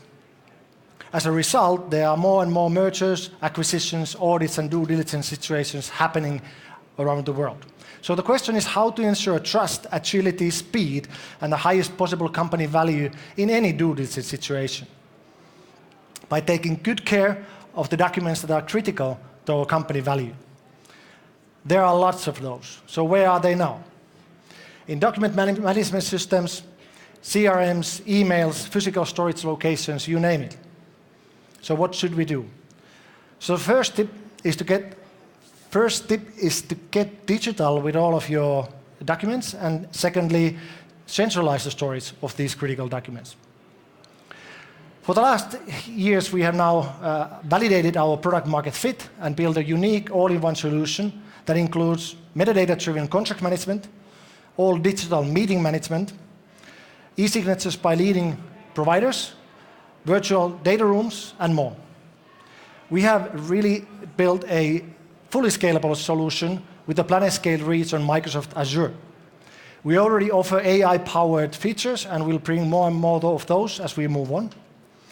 We created a fully automated solution So the product has pretty much sold itself to companies of all sizes, from large multinationals to small startups without industry limits, as you can see on the slide. Our full SaaS business model and disruptive pricing have enabled us to get customers from over 30 countries already. We have signed a sales partnership with SWC Finland, and they have already sold this to many of their customers. And we just made history by being one of the 21st companies in the world chosen by Microsoft to be included in their own product portfolio, in their own product catalog. Those solutions will be sold on all Microsoft online stores and through their 70,000-strong reseller network. Our team consists of seasoned software industry professionals, young talents, and some leading cloud architects in Finland. We receive great advice from our board, advisors, and investors who include some of the prominent names in their fields. We are now starting our seed round for international sales to reach our vision to be the global digital hub for corporate governance with only over 500,000 paying users and 50 million annual recurring revenue. Thank you. Thank you very much. Thank you. Let's turn and face the panel and see what questions they have for you. Ladies Go for first. it, Saga. Thank you. It was a good pitch. Thank you. So just some quick figures. First of all, it sounds that you've come pretty far and you have a lot of customers. Do you know how many? What is the traction? How many users do you have? A little bit over 200 paying customers. Paying customers. And what is the turnover? The annual recurring revenue we charge yearly in advance is $150,000. Okay. So you can count there's about 5 users per company. Yeah. And we expect that to rise because they're pretty new, all the customers are pretty new. So we expect that to be somewhere about 10, 20 customers per company. Okay. And what about the profit or loss? I mean, in comparison to the turnover, what are the margins? The margins, yes. The margin somewhere, if we take out the sales and marketing costs, certainly, that's what we're now looking for, the funding. The margin is somewhere about 80%, and we expect that to rise to somewhere at 98%. So this is the beauty of the cloud. We really, one new user, we're happy to say it's only a couple of cents. But it's the sales and marketing. Sales and marketing. But then my last question is that they are quite, I've met a few companies that are basically in the same field as you are. So how do you differentiate from all the others? Because there are a number in the market. Let's say we are like some have compared us to be like the HubSpot of corporate governance. So previously different solutions that were separate are now in one. So we are actually the only one now offering the contract management, the all digital board portal. I recommend you to try that, by the way. And the virtual data rooms in one. There's also like I said, some more stuff built together with our clients. So it's a unique software and service like HubSpot when it came. Like, why are these together? So it makes sense when you understand. Congrats on the Microsoft being a part of Microsoft Tribe. Thank you. Can you share some kind of traction KPIs, like customer acquisition costs or customer lifetime values? Kind of, it's a SaaS play, so those are crucial here at this moment.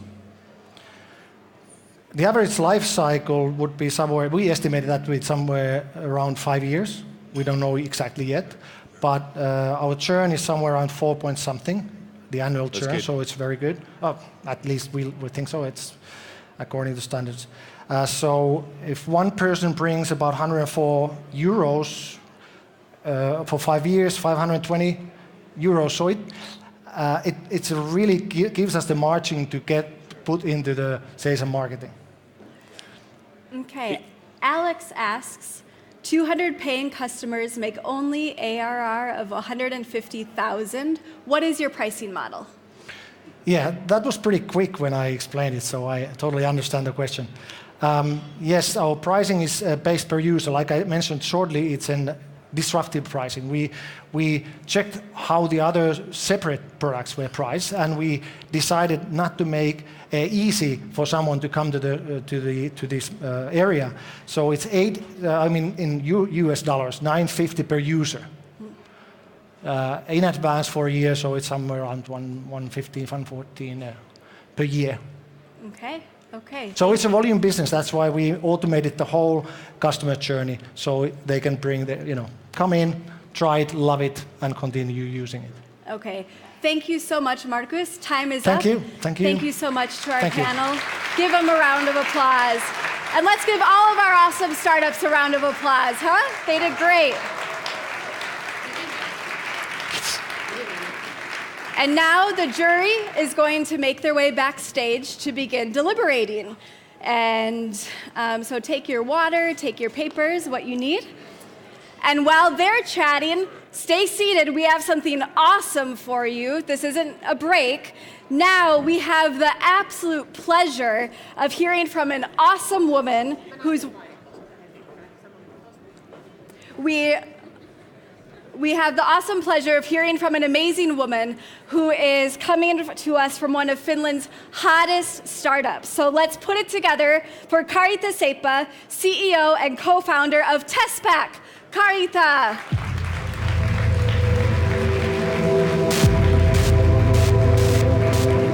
Thank you so much.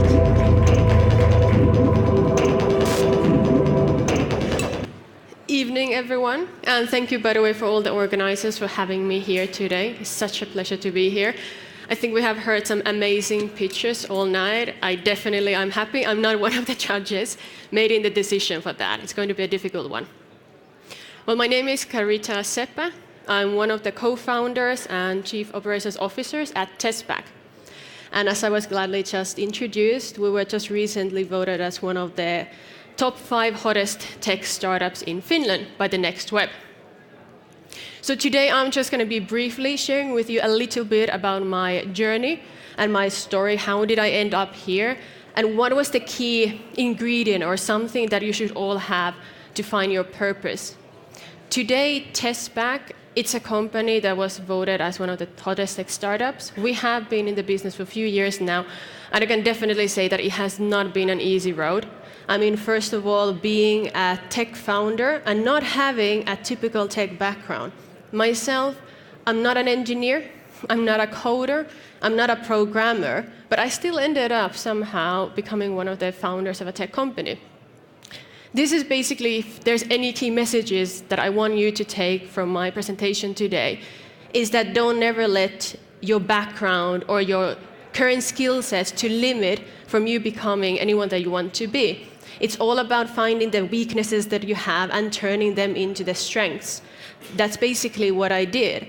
By not being necessarily from the tech background has helped me to be able to interact with our customers, has supported me to be able to find the way how to speak with them, maybe in a little bit more natural and easier way than sometimes engineers might have been talking.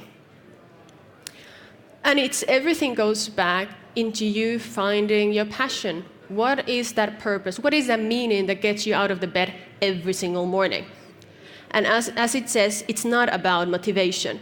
Motivation is something that helps you to go through that today, maybe tomorrow. You might have that strength, that energy to finish that master's thesis or that one of these reports that you had. But it's not enough. You need to have that passion. You need to find that fire that really sparks within you. But how do we find it?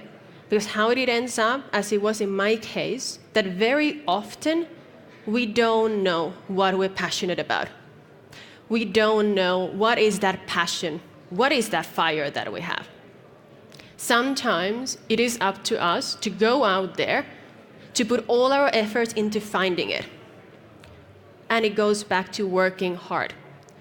I'm sure everybody here knows and they have heard how the key to success is to simply work hard.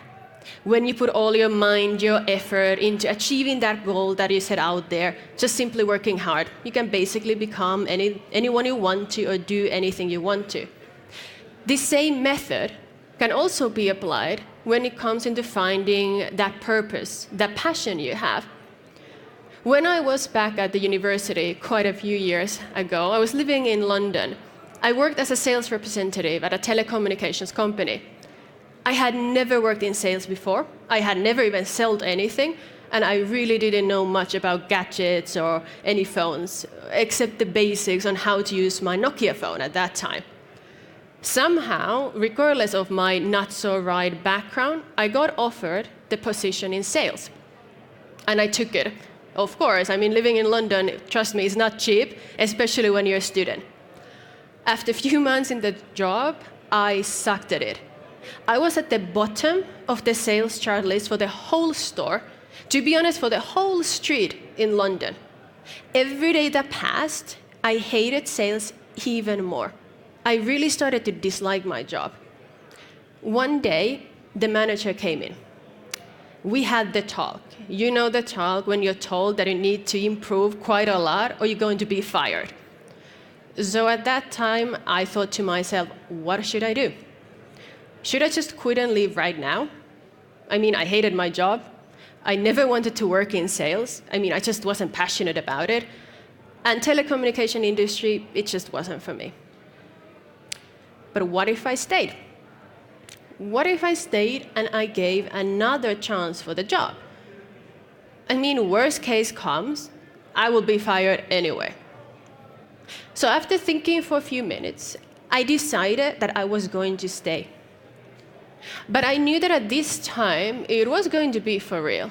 And if I wanted to keep my job, I would need to make some changes. We all know that doing the same things over and over again and expecting different results is never going to happen. Even Einstein already knew that. So I made a small change. I set a personal goal for myself to make 1 sale a day. Whether it was selling a phone, a SIM card, accessory, it didn't matter. As long as I sold something. With this one goal in my mind, I went out there without having anything magical sales skills I hadn't really learned. I mean, I had just a basic crash course when I started the job, but I went out there with that goal in my mind. And it did pay off. I actually made that sale on that day. And because I made that sale, it gave me that feeling. It gave me that adrenaline that I really wanted to push forward, that I wanted to sell more, I wanted to become even better. That one thing, that one tiny success that I made that day, that was everything that was needed for me to continue the next day to become even better. And that is something that all of us, it's sometimes that we just need. Just by working so hard on those things that we might not have liked, that we might be very scared of, but by seeing how becoming better at them, by seeing these small successes, they can turn that initial feeling of dislike, even hatred that you have, into passion. That's how I found out one of the passions that I have, and even today, I love selling. It wasn't something that I knew from the beginning. I simply worked for it. I simply did the things that I was scared, and I became better at it. And that takes to the other thing. It's about being open to new possibilities. If you want to find out what is the purpose or the meaning that you're looking for, you need to be ready to look for it. It's not gonna just end up and fall into your laps out of nowhere. You need to explore the world, and the key here is to stay curious. I mean, how would you actually know that you even liked eating avocados if you had never even tried them? Sometimes passion, it can be found when we put all the effort into looking for them, when we are ready to look for it and try new things. I'm sure pretty much every one of you have heard about these amazing business people and entrepreneurs out there who already knew when they were super young what they were passionate about and what they wanted to be doing with their lives. But often, for most of us, as it was for me, we don't know what we want to be doing with our lives.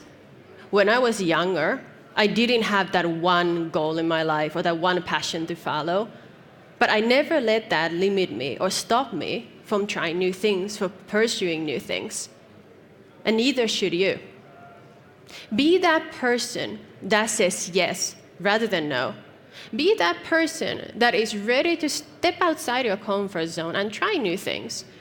You might be surprised, and you might find something that brings that happiness, that enjoyment, that makes you want to go work every Monday.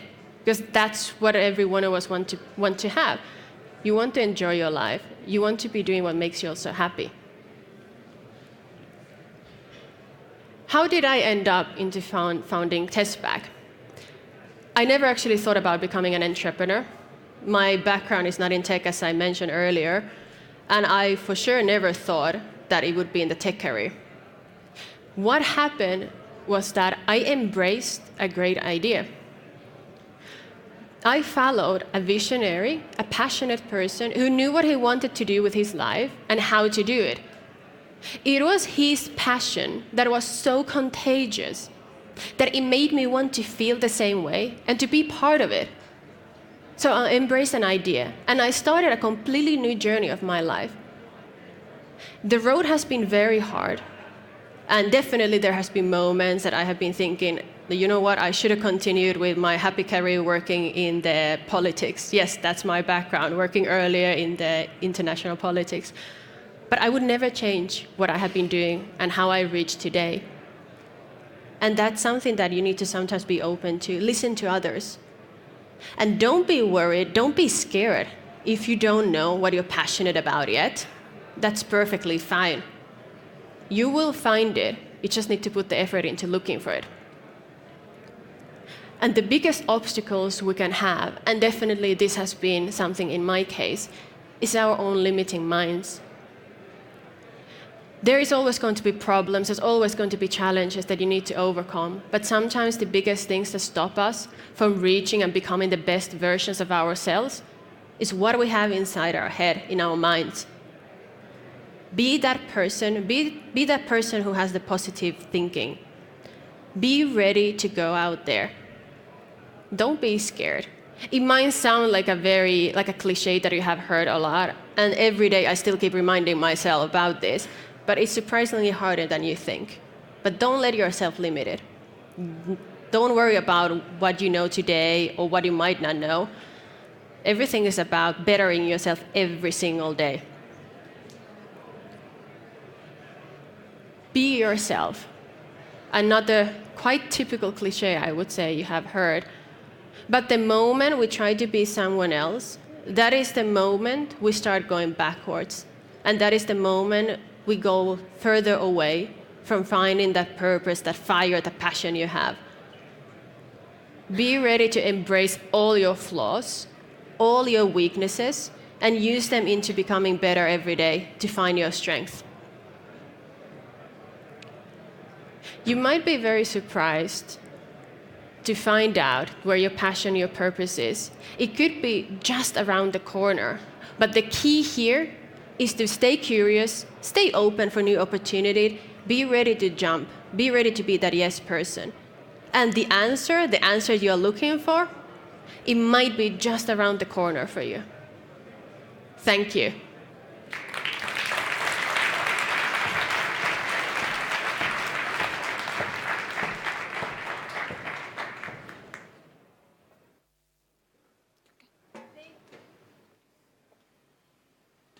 Thank you so much, Karita. Wow. Just be yourself. What a great message, huh? If we take anything away, remember, be yourself. Thank you. That was so inspiring, Karita. Okay, now it's time to start saying thank you. And I have the honor of inviting Taru Pilvi, who's the Innovation Director of Tampere University, to join us to say thank you from the organizers' side. So thank you, Taru, please. Thank you. I was hoping you to go like 1, 2, 3, go, thank them, but yes, here I am. And I really can't see you guys, but I know that you're there. So what can I say other than thank you? It's a real privilege to stand on this stage after the real superheroes of today, the startups. In my work as the innovation director of what I would say is kind of a startup of the university world. Our 2-month-old Tampere University. I see a lot of the same things that I saw here on the stage today. I see the passion, the curiosity to push the world to become a better place. And I think that the things that make a great startup team also are the same things that make a great science. And I was super happy to see today that many of the startups, all of the startups that we saw, had a great, solid background in science. This great event today was made possible by Silicon Vikings and many of the great players of the Tampere startup ecosystem. Tampere, City of Tampere, Council of Tampere Region, Tribe Tampere, Tampere University and Tampere University of Applied Sciences. I also want to warmly thank the organizers, all the volunteers, the sponsors, and other collaborators. We all know that without a great teamwork and a super team, the event like this wouldn't be possible. I'm super happy to get to be part of this community, and I'm really excited to start developing the area of innovation and startups here in Tampere region with you. So thank you. Thank you so much, Taru. Thank you so much. We're so excited about the things that are happening here. Wow. Who likes surprises? I love surprises. So we're going to start giving out prizes, but the jury's still deliberating. And so before we move on, Petri Räsänen from the Council of Pirkanmaa region is here to present a surprise prize. Petri.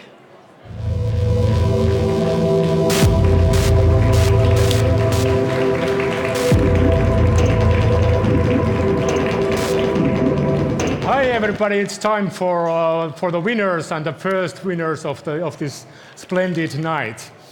On behalf of this regional sponsor team, I have the great pleasure and honor to announce the winner of the honorary award provided by the regional sponsors of this event. Council of Tampere Region, City of Tampere, Business Tampere, and Tampere University Community. The honorary award of Tampere Startup Alliance will be given to the most promising startup of Tampere region in the Startup World Cup. This year, we had 14 applications from Tampere region in the competition. Out of those great applications and candidates, the award will be given to a startup that has the following qualities. It has a powerful local and global mission. It reflects exceptional personal commitment of owners and management. It has a proven track record of several years of rapid growth. It is a strong example of successful networking and collaboration cross-regionally in research and innovation. And finally, it enables farmers to transform fields into carbon sink. Ladies and gentlemen, the most promising startup of Tampere region in the Startup World Cup 2019 is Soil Food.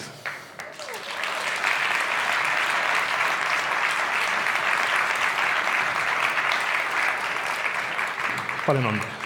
Congratulations.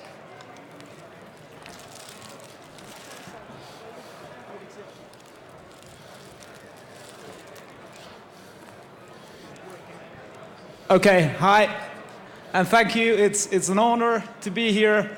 It's also a surprise, but yeah, we're doing good. We're going to change the world, and we are still going to grow rapidly. So, without having a longer time from you, thank you. Have a pleasant evening. Have a few drinks as well. And yeah, see you later. Thank you. Thank you. Congratulations. Thank you. Yes, thank you, thank you. So exciting to see awesome things happening here, isn't it? Okay, now the jury have made their decision. And so we want to say thank you to all of our organizers, to all of our sponsors, and to all of our supporting partners. Without you, nothing about this night would be possible. And I would like to invite to the stage our jury. Yay! They had some tough decisions to make, didn't they? And I think there's going to be a lot of people on this stage, so if Saga, maybe you could just move over. Yeah, thank you guys. And we have some thank yous for you that are coming out. Thank you so much for giving your time and your energy and your wisdom. I know the startups appreciated your questions, and we appreciated your insight.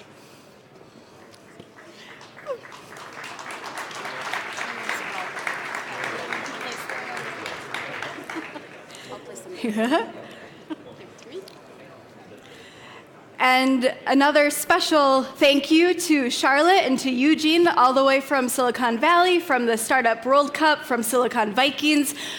Literally, without you, none of this would be possible, so thank you for bringing Startup World Cup to Finland. Thank you all. Thank you all for having us here. Yes, thank you. And now, we're going to invite all of the finalists to the stage. So every finalist from Startup World Cup Finland, please join us here on the stage. And as they do, I'm going to tell you a little bit about what is at stake here, okay? We have lots of great prizes. For all of the finalists, each one of the members of the startups who competed in the Startup World Cup will receive an Ernst & Young Growth Navigator session, a consulting session with Digi Rockstars. And the top 3, so places 1, 2, and 3, will also receive tickets to a wonderful festival on the lovely west coast of Finland, the Stream Startup, back up. Everybody receives tickets to Stream Startup Festival, which is in October of this year, and Mindtrek, and both of those take place here in Tampere. The runner-up gets the lovely excursion to Shift Business Festival in Turku, and the winner will receive consulting from Magnuson Law Firm, the chance to compete at the European Finals in Prague for $500,000, and the chance to compete at the Startup World Cup Finland in San Francisco for $1 million grand prize. So there's a lot of cool things happening, huh?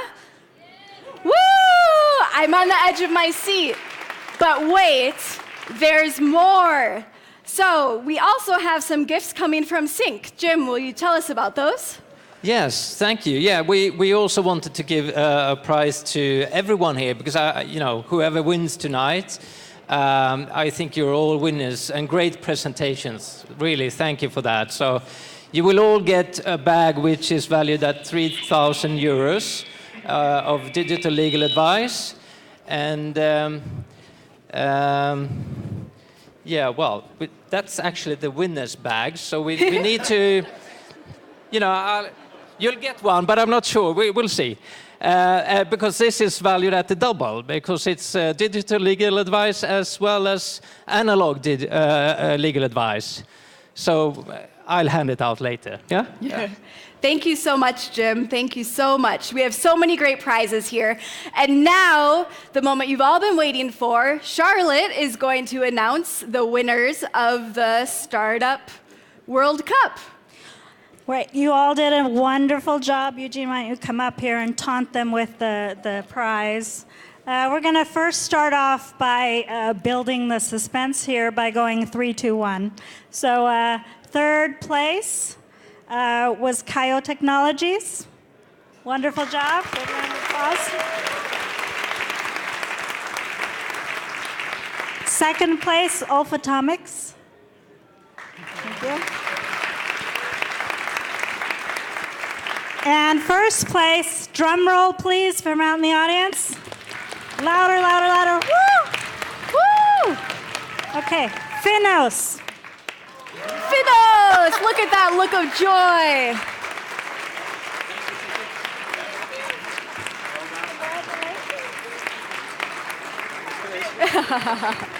I think we're gonna pose for a picture or two. Yep, wow, congratulations, Fenox. Awesome job. Excellent job to all of our other finalists who were here. You made it this far. You have done amazing. So we wish all of you luck with all of your endeavors. And thank you again to the jury for being here, and to Charlotte and to Eugene. This has been a fantastic evening. Wow, what an awesome night. It's so cool how there's so much happening here in Tampere, throughout Finland. And tonight is not the end. Okay, it doesn't end here. Woo, that's right, get some applause. Yes. On October 3rd, we'll be back here in Tampere for the Stream Startup Festival. So hold on to your seats because we have a little promo video for you, if everyone could part the waves.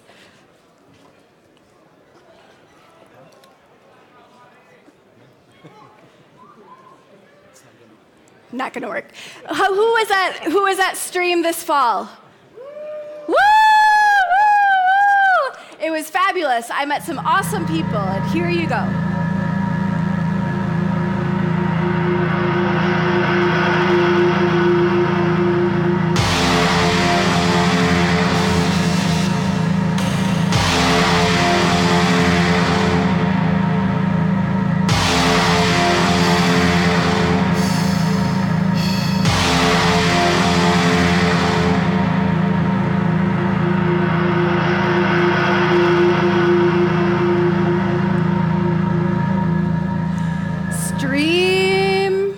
Startup Festival, October 3rd. Registration is not open yet, but when it is, you will receive a 20% out discount code in your email. So keep an eye on your inbox. Because you are here tonight at Startup World Cup, we want to give you a little extra welcome to the Stream Festival. So as some people have once said, wake me up when September ends, right? Is it October yet? Because I'm ready for Stream. But it's not October, it's March, and we're here at the Startup World Cup. And so the bar is open until 10 o'clock. Please get out there, meet somebody new. After 10 o'clock, there's an after party at Tribe at P47. If you don't know where that is, ask somebody and they will help you or bring you there themselves, because we have a lot to celebrate tonight. Congratulations again. Woo! Congratulations, and go and enjoy. Thank you so much.